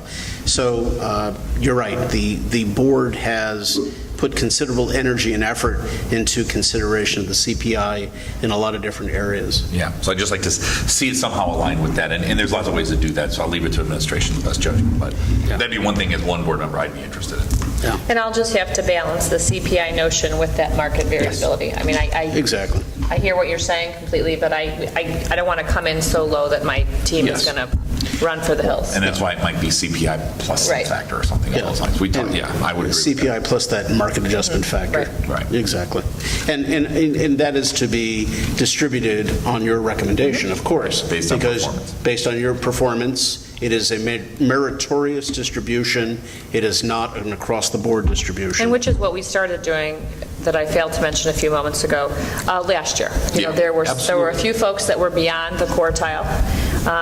They were in the fourth quartile. They were the fourth quartile, and we had to freeze salaries. And believe me, those were not pleasant conversations to have, nor were they pleasant conversations to receive. But we really were trying to correct everybody, and we're still not there. I don't know that we'll be there even after this year, especially depending on the pool of money that I'm going to allocate. But it is something that I watch and lose sleep over, and I'm forced to use the calculator a lot more than I usually do to try to figure out how to adequately disperse the money. To be fair and appreciative for the hard work that this team is doing in terms of helping to turn the ship in the right direction.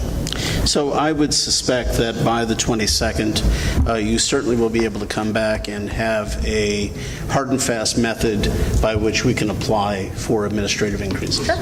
And I would suggest, just for expediency's sake, a similar rationale and argument for the superintendent one as well. That, as we've talked about now, let's do the same thing for that and defer both of these votes for the next meeting. Yeah, I was just thinking to that. No, but you're absolutely right. I think, if we are establishing a model for administration, it should be for all administration. Exactly. And in particular, the highest salaried individual in the district.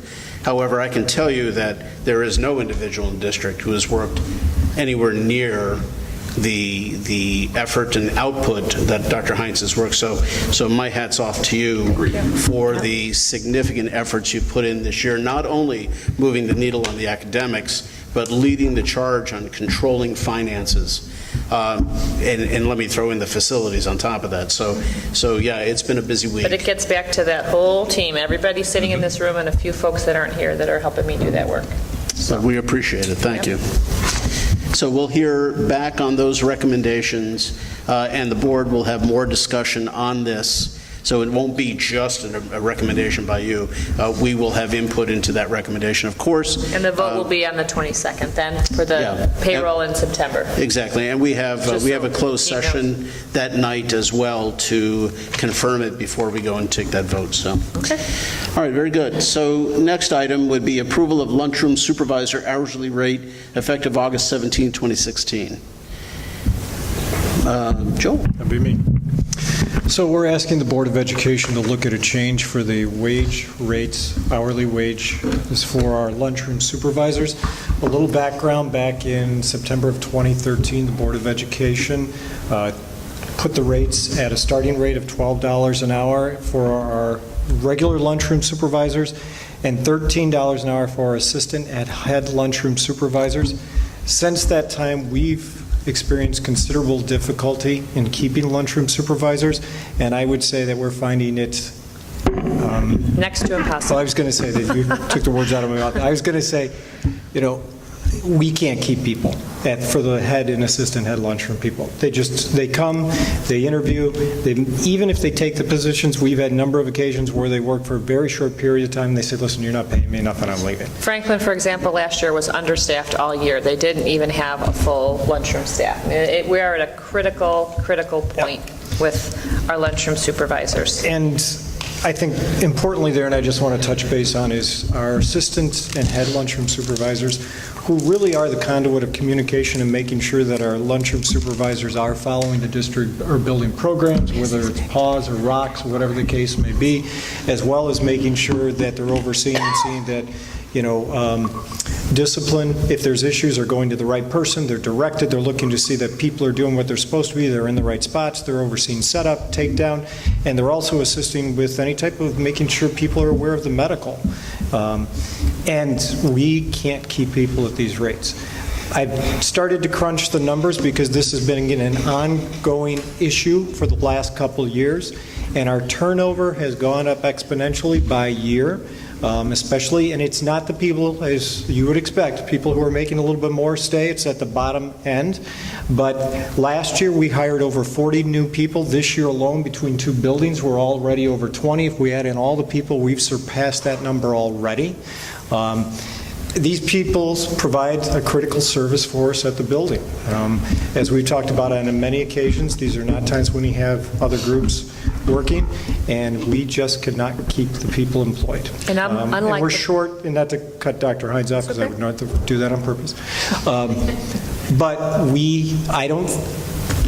I would suspect that I could probably count on one hand, maybe two, the number of total days at all 5 buildings last year when we were fully staffed.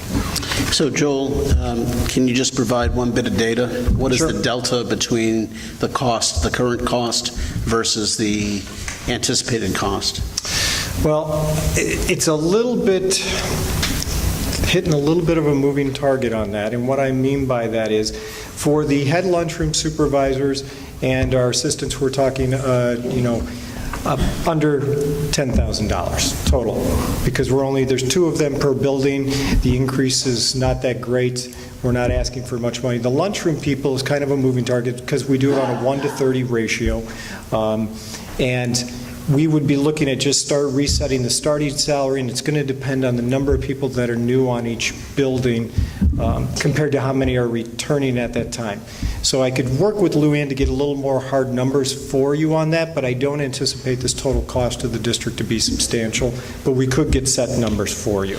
Luann, I don't know if you want to comment, if you would agree with that at all or disagree. But No, I agree.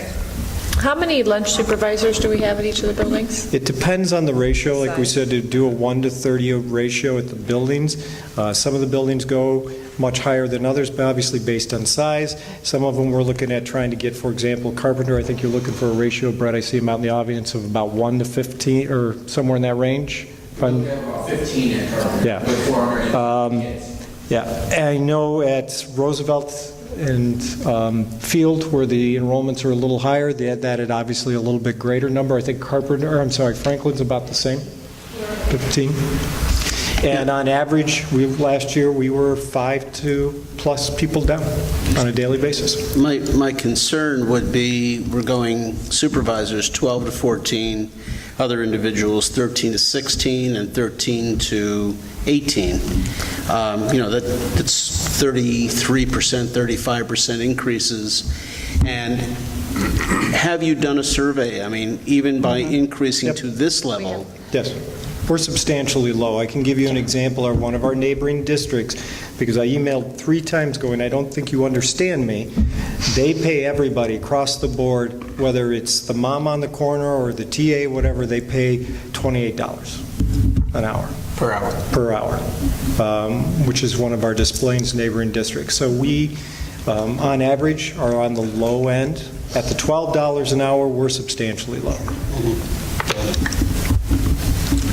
Okay. Any other questions? Comments? Any principal care to come to the podium and address this issue? I will. How's your gym? Yeah.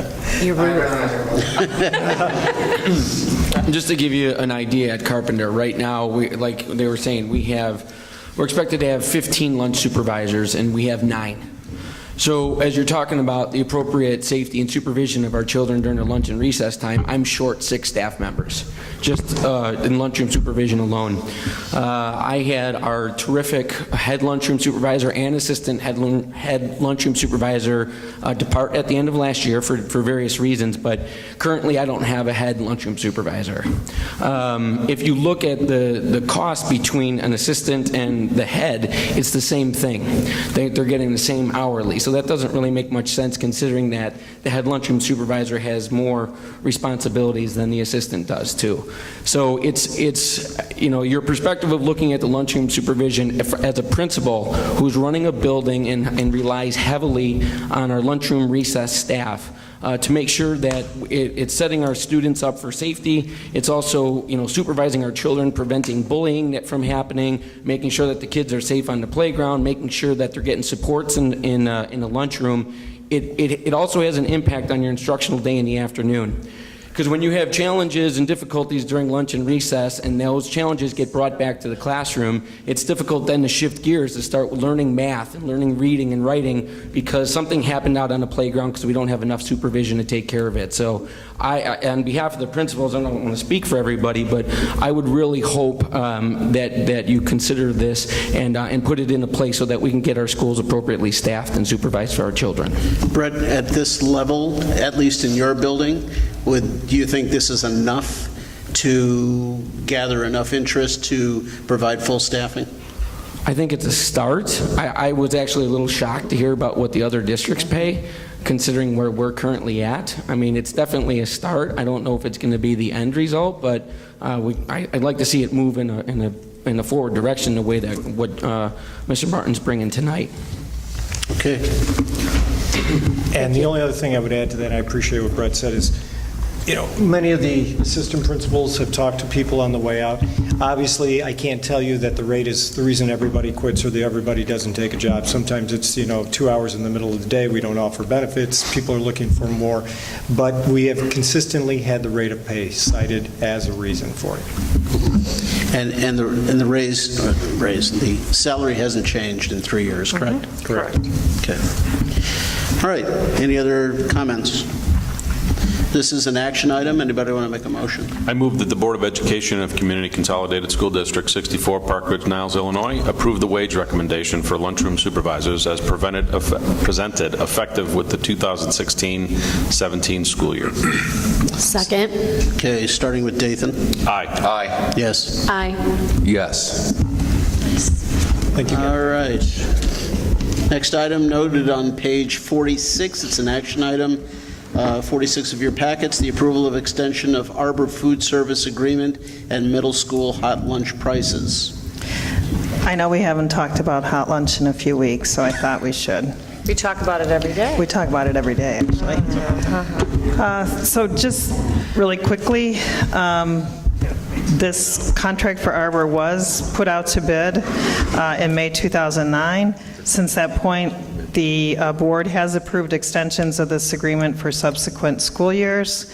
Just a couple other points. The district, although we don't really qualify for the National School Lunch Program based on the number of free students we have, we are required to serve those students, and I've listed in the report where that we draw those from. Free lunch. Currently, the district, or last year, was offering a free lunch that was $2.70, which was considerably lower than the National School Lunch Program reimbursement rate if we had been a school on that program, and that was $3.07, meaning they expect you to serve a lunch that would be equal to $3.07 in terms of the quality. I have heard complaints from staff and other individuals that the free lunch is, how do I nicely say, pretty bad, especially the sack lunch that the students are receiving at the elementary building.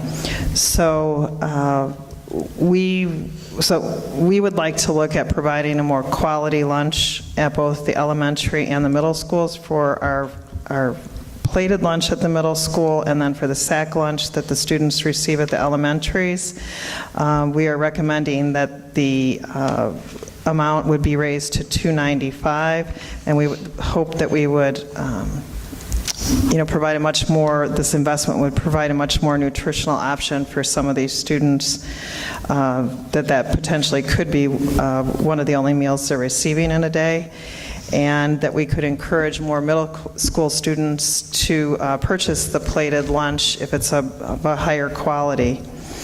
Also wanted to remind the board that we will be going out to bid next year for all 7 buildings, 5 elementary and 2 middle schools. So we're planning on, once we get the budget adopted for this year, to get to work on putting the bid document together.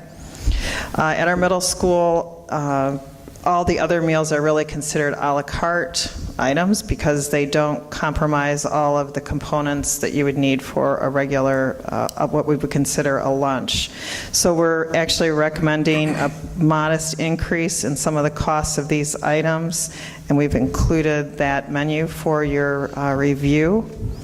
We are also recommending that the board approve the Arbor 1-year extension for the 16-17 school year, and we're looking at a food increase of about 2.5% as projected by Arbor.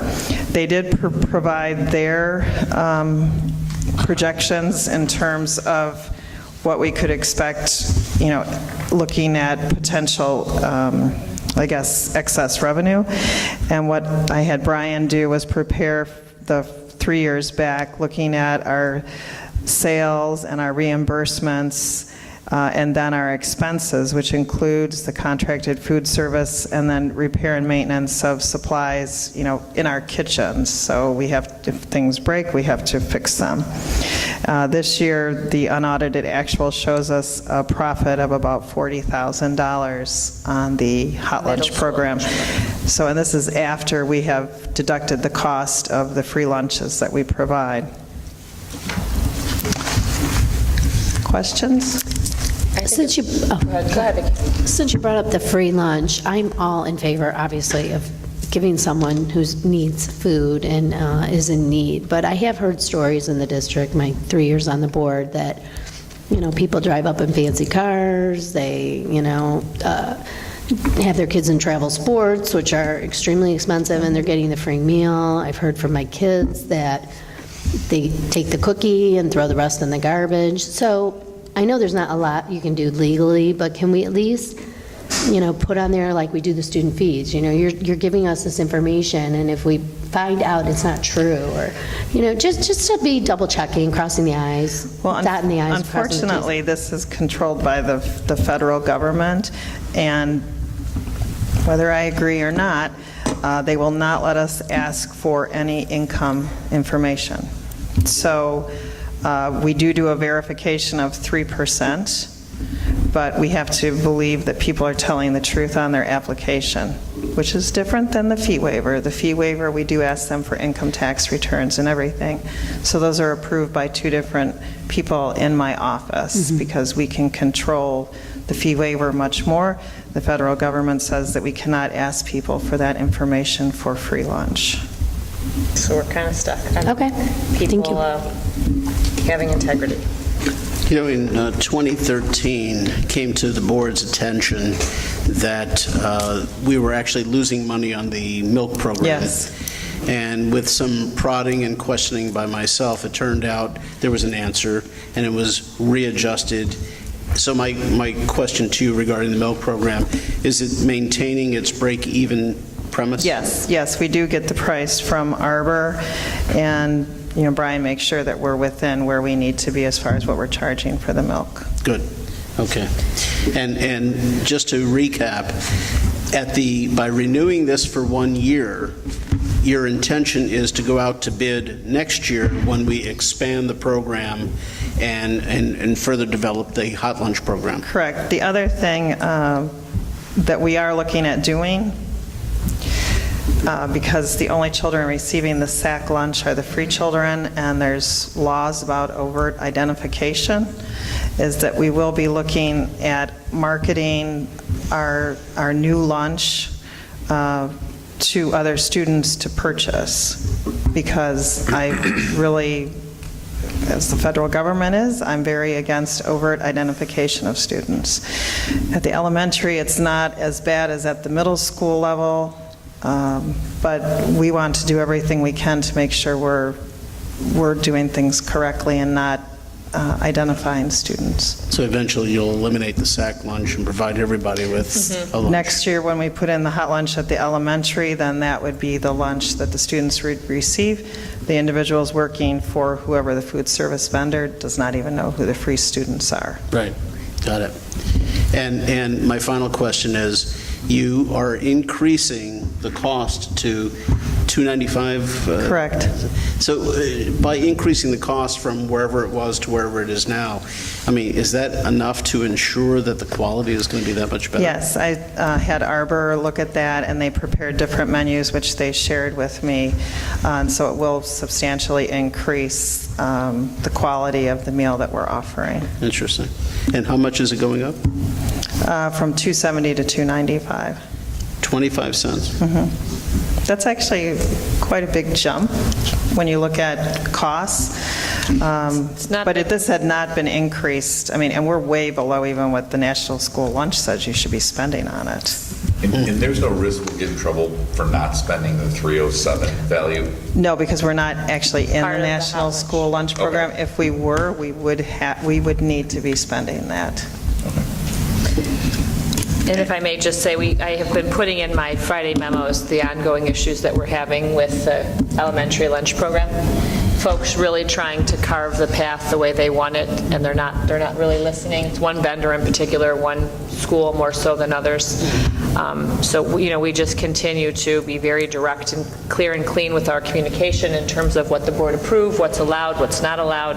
And I just really want you to know that it is an ongoing struggle with hot lunch, and we've gotten word that some of these vendors are going to be charging almost $5 a lunch, and so whereas we're going to clear $40,000 from Arbor, the only one getting rich with the elementary lunch program staying the way it is for another year are individual vendors, and we're not profiting, but we're putting in a lot of time and a little bit of headache. So we'll keep you posted if how it all shakes out once the school year starts. This is an action item found on page 48, and I'd take a motion on this. I move that the Board of Education of Community Consolidated School District 64, Park Ridge-Niles, Illinois, approve the Arbor Management Contract extension for the 2016-17 school year and approve the 2016-17 middle school daily plated and elementary SAC lunch price to $2.95 and increase the a la carte prices as presented. Is there a second? Second. Okay, starting with Mark. Yes. Aye. Yes. Aye. Aye. Okay, unanimous. Next item is on page 51, discussion on concussion testing. Lopez. Unfortunately, I was unable to be at the board July meeting, or the July board meeting, rather. And the team shared with me that the board had a short discussion about concussion testing, and that in order to continue the discussion, you would like to have some background on our concussion policy. So I prepared that for the board. It's in Appendix 9. And I thought maybe I could answer any questions that you have about this policy, and we could think about what recommendations we have going forward.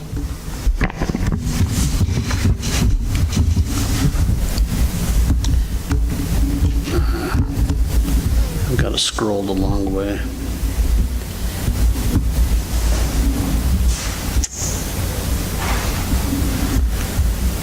Where are we with the state law? Back in 2013, when you and I and the former superintendent had this discussion, there was a law passed at the high school, and it was a recommendation for middle schools. Is it still a recommendation, or is there a trend to where it's going to be required, not recommended at the middle school level? Are you familiar with that at all? Yes, so there is a trend where more and more middle schools actually have students participating in the pre-concussion testing. And we are, because of the board discussion and Dr. Borelli's recommendation, one of the middle schools that have really targeted that as a goal. And we've implemented voluntary baseline concussion testing for middle school students who participate in our interscholastic sports, which include basketball, volleyball, and wrestling. We have cross-country is not a sport that we test for, and we actually don't, we haven't enabled students to voluntarily participate in baseline concussion testing for after-school sports, so for intramurals. So we're only doing it for interscholastic sports. We have about 150 students who participate in the sports, and I think, let's see, over the past 2 years, so a test, when you take a baseline assessment, it's good for 2 years. So over the past 2 years, we've had 55 students participate in the program, which is about 1/3 of students. But our students are generally, our students who are active in interscholastic sports are generally active in other sports in Park Ridge. So I don't know how many of them have secured baseline tests outside of the school. But that being the case, should an injury occur while they're doing an outside of the school activity, they can use that data from the school to determine response to treatment for a concussion. Yes, and actually, we partner with Athletico to capture the data. So the data is housed by them. So all we sponsor as a school district is the opportunity to be tested. You might want to explain that so that not only the board but the community knows what we're doing. Yes, so we actually, it's actually the use of baseline concussion testing information is medical use, right? So we enable parents, we enable students to take the baseline concussion test through our partnership with Athletico, but all of the data that's collected from that test is stored in their database. And if something were to happen, it would be a parent's decision in consultation with their physician about how to use and access that data. So once we provide the testing opportunity at school, we're not involved in the process, aside from our own concussion policies in District 64, where we partner with the physician to determine when return to play and return to school activities would be appropriate. Is the cost still $5? It's $10 now, actually. It had increased from the original pilot of the program, but we also find that to be reasonable. Yeah. And my final question on this is, if we do this for interscholastic sports, and we have intramural sports, and if basketball, I fail to believe that basketball at the interscholastic level is that much more aggressive or dangerous than intramural levels.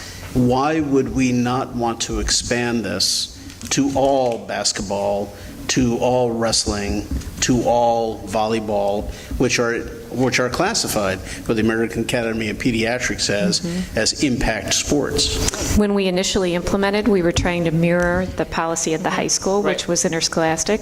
So the possibility of expanding exists. One of the things that's challenging, I think, for the program itself is our interscholastic sports, aside from wrestling, are generally limited to the number of students who are on the team, right? So volleyball and basketball are cut sports. Our intramurals, Joel, you'll have to help me here, at middle school, anyone can participate in intramurals, right? So what it becomes difficult in terms of our partnership with Athletico, the number of people that they have available to provide the voluntary service, and then the amount of time that we dedicate to supervising students while they're in testing versus participating in the sport that they signed up for. So we would just have to balance that. And Well, I realize that, and I certainly am aware that, it's a 15, 20-minute computerized test that has to be monitored to some degree, but I'm just looking at the risk. So you can use some data, perhaps. We've done this now for 3 years, and have we had any injuries? And hopefully we haven't, but I don't know. Have we had any injuries to where the use of the impact testing was validated?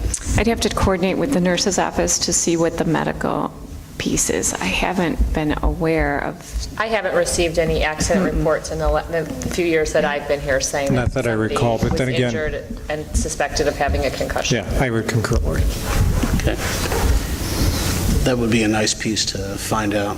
Sure, we can Of ask. course, if it's one, it's still... Right, but we would if there was such an injury. We get accident reports when something like that happens at the school. It's a required step that it's sent to my office, and I have not received any. But I will double check, but I don't believe we've gotten any. Okay. Any other questions on concussion testing? Thank you. Next item, when I flip back here. And just a moment. Dr. Heinz, the first reading, we had a lengthy review last. This is now the first reading, which would mean on the 22nd? Okay. We'll approve these policies. So we will meet the deadline of having them all updated and enforced by September 15th of this school year. So as you said, Dr. Burley, I walked the board through the recommendations from our legal team at Hodges. The administrative team and I were together all for a full day meeting last week, and we did the same thing. What you will find in here are some handwritten notes, both that I collected from the board conversation as well as the administrative conversation. I wouldn't say any of the changes were substantive beyond what Hodges was recommending, but we did make a few subtle adjustments. So what I will do is I will just kind of walk you through the changes, and if you have any questions or things that you'd like to open for discussion, please feel free to chime in. But we had no changes on page 1 or 2 of 14 pages that make up 7:190. On page 3, we are going to keep, it was crossed out, but we decided that we're going to keep this, any performance-enhancing substances, even though it was specifically written for high school. The administrators thought there would be a possibility that some of our middle schoolers could be involved in performance-enhancing substances, so they wanted to keep that there. On page 4, we're going to keep other electronic devices, and then it'll be the or other wearable technology, and that has to do with the iPhone, the iWatch, and so on and so forth. Okay? On page 5 of 14, 2 minor changes. We talked about instead of out of sight, in their lockers, because that is whether it's elementary or middle, that's where they go. The administrative team did spend a little bit of time talking about the fact that our middle school, or our elementary schools rather, do not have locks on their lockers, but that's a risk that a parent or a child takes when they send a phone with their child. And it's one that I think most parents are willing to take because they want their kid to have a phone coming to and from school, but they do stay in an unlocked locker. Middle school has locks. Right? Middle school has locks, correct. We're getting rid of C to allow it to be used at a student lunch period. Strong reaction from our principals and assistant principals that we're not going to let kids use their phones at lunch. So then we just renumbered, if you will, and it'll be just A through C. Is that common? What's that? That kids at the middle school level can't use their phone at lunch? Yes. I'm just curious if Very. that's the standard across. I think it's the absolute practice. I don't Is know. it? Yep. Yeah. Okay. It has been another So, district. as my Because it's daughter... not at high school. No. Right.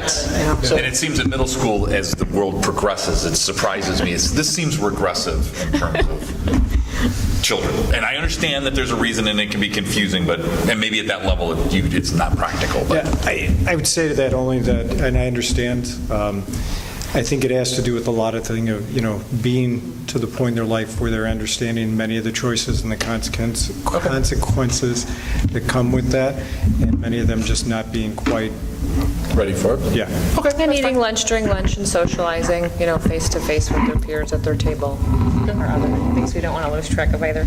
All right, page... But before we go further, one question. My daughter's going through middle school. There were times we received calls that, we had to act upon. Students still have a recourse, though. They don't have to use their phone. I mean, they can go to the office and... Oh, yeah. Yeah, so there's always a recourse. Phones in a classroom. Every teacher has a phone that they can allow children to use, and they can call from, second period if they've forgotten something, or if there's a need to talk to the parent. Sometimes the teacher wants to call if the kid's gotten in trouble, and get Johnny, pick up the phone, let's call mom and talk about your decision. So yeah, but they do have access to phones. No more pay phones, but phones in the classroom. The number of buildings have those. Payphone booths are still in the elementaries, but Are they really? Uh-huh. Yeah, they are. Page 6 of 14. We talked quite a bit about this. It's always funny what piques the interest of folks when we're talking about policy. So number 11 has to do with, it says engaging in any sexual activity, including without limitation, PDA, offensive touching, sexual harassment. So we spent a long time talking about, and Dathan, you would probably not like how poorly this sentence was written. So we kind of tried to strike it, but to get at, to keep the essence of what they were trying to bring forth in number 11, kind of true to press's recommendations. So does anyone have any questions or thoughts in terms of how we reworked this? Our room was even split somewhat administratively. I just have a quick technical question. So, I wouldn't expect the policy to really specifically define PDA. Is that defined in the procedure manual or anything like that, or is that just up to building judgment? Right. I mean, we talked largely at the middle school level. It'd be more like kids kissing, making out. That was like what we talked about at our level. We didn't talk about anything other than that. But, there's one middle school administrator still in the audience, and that's kind of what it typically looks like if it's happening at a middle school. Okay. Just curious. Okay. I can certainly try to, define that, or maybe Mr. Banka can. I don't know. Do a demonstration for us? No, Mrs. Banka wouldn't approve. Okay, about page 7 of 14, internet website, we just really said social media, because it's really not just the internet or the web, it's Twitter, it's Instagram, so on and so forth. And then we added superintendent, it was spelled wrong, or designee, so we corrected the spelling. Page 8, no changes. Page 9, number 11, instead of may, we put will in terms of out-of-school suspensions.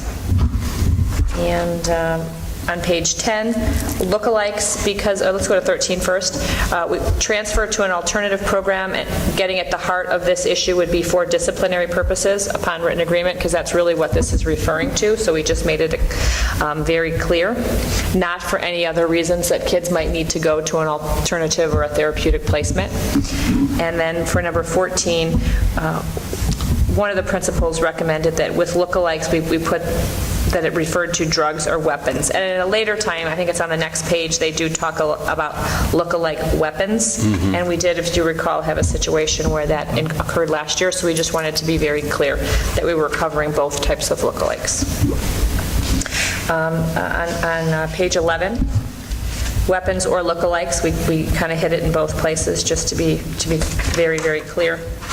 And I believe page 12 was nothing. At 13, we got rid of dean because we don't have deans, and we put designee. Typically, we did talk that there would really be nobody else, with the exception of perhaps Jane Boyd that might be involved in some of these situations beyond the superintendent or building administration. So we opened it up to allow if somebody else had to be involved for a designee. One thing we did talk about at the administrative level in terms of the handbook and the parent-teacher advisory committee, we've kind of had two schools of thought. In the past, we've used the PTA and PTO presidents as the group, if you will, that we run any student discipline or student handbook changes past. We meet with them very early in the school year. Sometimes we do this the previous spring. They tend to be kind of very well versed in the school culture, school happenings. There's one member from every school present, and sometimes two if there's co-presidents. It's been a group that's worked. So we have to really come to terms with, because Jane and I had talked about the possibility of if we decided to have a parent-teacher advisory committee, would that give us anything different? Would we gain more insight or different information? I think administratively we landed on PTA presidents because, again, it has really worked. And I don't know if the board has a strong feeling one way or another. As usual, I have a comment. Sure. I'm wondering if that's going to be inclusive enough. And, many other things that you've done, like your communications committee and your strategic plan groups, I mean, they were inclusive of different groups. And I'm wondering if just the presidents alone would have the full tone of the community of that school. I don't know. That's why I'm asking. I don't know. I feel very much, we work with them about once a month in our meetings and then intermittently on different other issues. I feel like they do have a very nice pulse of what's happening. They tend to be in the know of what's working, what's not working. So I think they are a fairly well-informed group. I agree. So it works for me. I'm a former, but I also You are a went to those liaison, meetings, right. and Dan went to those meetings, and it's a great voice. It is. I feel like You feel it Because then they have their meetings. So they have their meetings once a month or every other month at the school, and they're reiterating all these things. So I think it's a great resource, Lori. Okay. So then we'll keep it PTA, PTO. So that's it for 7190. Does that work for the board in terms of the proposed changes? Okay, great. Let's move on to 7:200. And just a very minor change, number 3 on page 1, an attempted phone call to students and parents and guardians is made, and that's a standard practice, but we just wanted to make sure that it was there, and I know it's something that is very important to Dathan, who's been with me on this committee since I've started. So it's fully captured there because we do want to make sure that parents are well informed. Just for English language purposes, should it be an attempted phone call? I mean, you're making a phone call. Yeah, a phone call. Yeah. To the student or parent guardian is made. Sure. Okay. One thing we also talked about on page 2, B, has a little bracket there, include information about opportunities to make up work missed during the suspension or equivalent academic credit. So we did talk about that administratively in the past. Many kids that have been out of school suspended, it hasn't been consistent that they've been given, time or opportunity to make up that work. And this policy really puts the onus on the school to make sure that just because the child is out of school suspended for a poor decision, that we're going to do our best to minimize that educational disruption or access to that learning opportunity. So that is something that we'll have to really work with the teachers on, and as I said earlier, part of the rotation on August 15th rather, will be to go over all of these policies with our teachers, so they hear firsthand from our attorneys that this is legislatively driven and these are requirements, like them or not, change in practice or not, these are the marching orders moving forward. So I'm sure it'll be part of a rich discussion. Okay, and that's it in terms of 7200. Is everybody okay here at the board level? All right, moving on to 210. We just made some minor changes, none to page 1. You can see some of the minor adjustments that we made on page 2. And we inserted the substantial disruption. That was one of the things Bob recommended. What would that substantial disruption look like? And tell me what you think, and I can finesse this if you'd like me to. To the educational environment would make it difficult to educate students. And that's really what you mean. If the behavior is so disruptive, the teacher can't teach, the kids in the room can't learn, it's defeating the purpose of folks being in school. Does that clearly define? The parentheses would be around would and students. Yes, Correct? Okay. correct. Does that describe substantive disruption, what that would mean clearly enough? I wish Bob was here, but as long as you guys all agree. And then that's it in terms of 210. Any suggestions or, no? Good, moving along. 220. Bus conduct, we had no changes to bus conduct. Anything come to mind when you read this? I did check with Luann to make sure that all of our buses have a notification that we have recording devices, and they do. I remember asking a question whether kids were allowed to videotape other children on the bus. Kids are not supposed to be videotaping one another. Yeah. Do you remember where? Because I've lost track of that. I'm sorry about that. Do you remember where, in which paragraph? I may have just been thinking it. But, because I don't remember. But I remember in this policy, I wanted to know if that would be in there, or if it was just a specific bus rule that they weren't allowed to videotape each other. I think that it does happen, and didn't know if that would be a significant issue. What do you think? I think it's a big deal if you're a 6th grade girl and some 8th grade boy is videotaping you. It can be pretty intimidating, and some of that stuff can get on social media. I think if it's not a policy, at least it needs to be a significant bus rule, if it isn't already. So we, Tim Benkin can also say this. We're frequent flyers with requesting copies of middle school videotapes. So if someone was to report something like that, Tim would contact me and we would get the tape so that he can review it. And the videos are pretty good. Yeah. Okay. Right, and if somebody were videoing and that 6th grade girl were uncomfortable because that 8th grade boy were taping them, they could file a complaint. Okay. It's just, I need to know from the board if you want me to try to work something into the policy that says that it's not allowed. Or if that's just a practice that you can come up, Tim.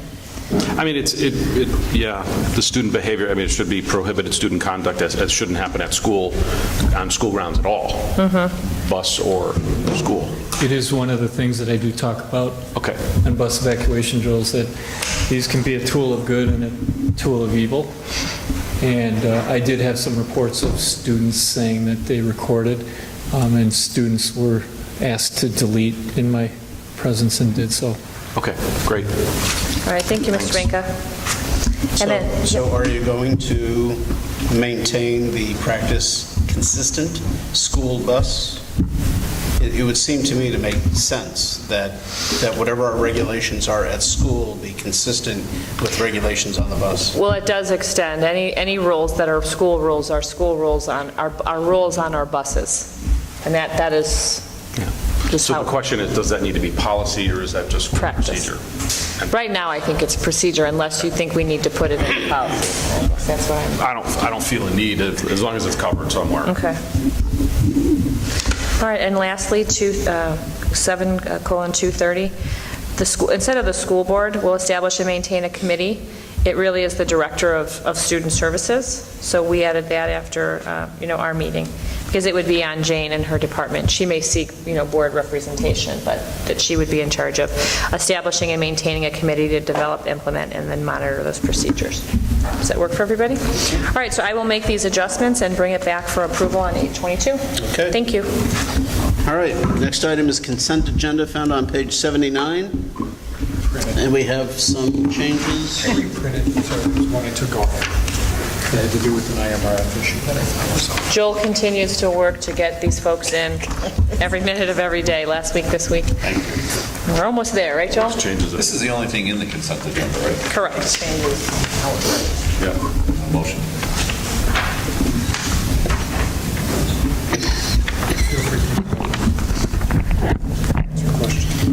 Any additions, questions, deletions by the board?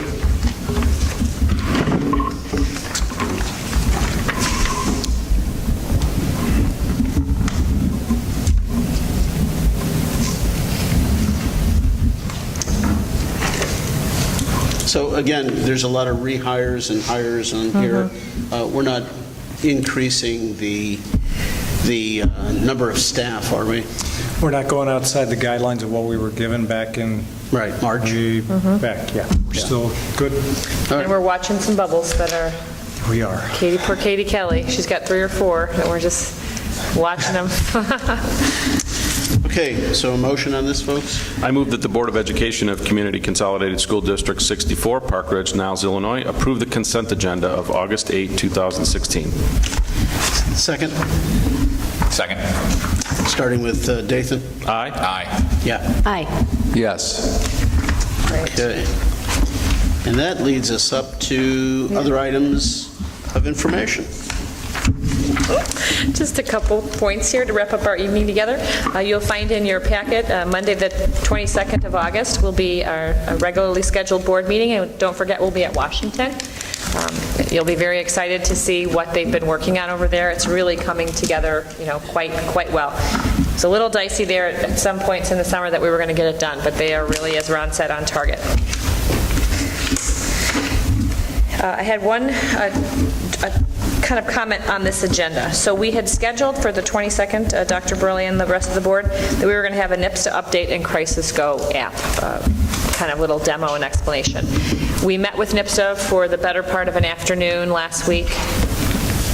Right? Last week? It was last. Thank you. And we're hoping, we think it would be a better use of time and give us a little more time if we used our September cow to talk and have a cow on safety and security. That way the beginning of the year would be underway, we would see how that new vestibule flowed. So I am going to make that change. And I just wanted to let you know that we continue every Monday when we meet as a team to finesse these agendas. So that one for sure we know we're going to add. We've had a few FOIAs that were included in your board packet. And just a report on Institute Day. So it's almost here. It's hard to believe, but on Monday, August 15th, we will kick off our whole district Institute Day at Emerson School. We'll start at 7:45 with coffee and conversation. Our program will start as promptly as I can get 700 people seated at 8:10. And we have about an hour or so, just under an hour, we'll be together and working on a slide presentation. It should be nice. We have one little fun surprise that we're going to kind of try to lighten the mood. I really do hope that we can let the group know at that time that we have a tentative agreement on that teacher contract. Wouldn't that be wonderful? If we could let them know on the 15th that we're going to start the year, really, but the only step remaining would be to ratify that contract. So fingers and toes crossed on that. Opening days, we are really planning what that's going to look like. Staff will be with us going through different rotations all day on the 15th. They'll report to their buildings on the 16th, and the principals are working hard to make those days, very robust, and they've got a lot of information that they want to share. Our first full day of school, our first day of school on Wednesday for our 1st through 8th graders will be an early release day. So our elementary students will be done at 2:40, our middles will be done at 2:10. Our principals at that time will work with their staff on their student achievement data map and the virtual comparison group work, and that's when their staff will receive their spring results. Also updates from the SMART goal teams that will be meeting later this week. I will visit schools on those days. I think all central office administrators are assigned to different buildings, so they will make sure to pop in and support. A lot of moving parts as kids transition back into a building, so we'll be there to support. I wanted to let the board know that we did receive a wonderful almost $55,000 in-kind donation from Bretford, and they have worked this summer to build a wonderful, innovative space over at Lincoln School. You should have all received an email from Missy Johnson inviting you to the ribbon cutting on Friday. So I know I will be there, and I'm very excited. I've seen pictures that MJ showed me, but it's an exciting space. So I hope if you're available, you can pop in. I know many of you work, not in the area, so we understand if you can't, but if you are available, even if you pop in for 15 minutes, I know they would love to see you, and we would love to showcase. Who was that from, Lori?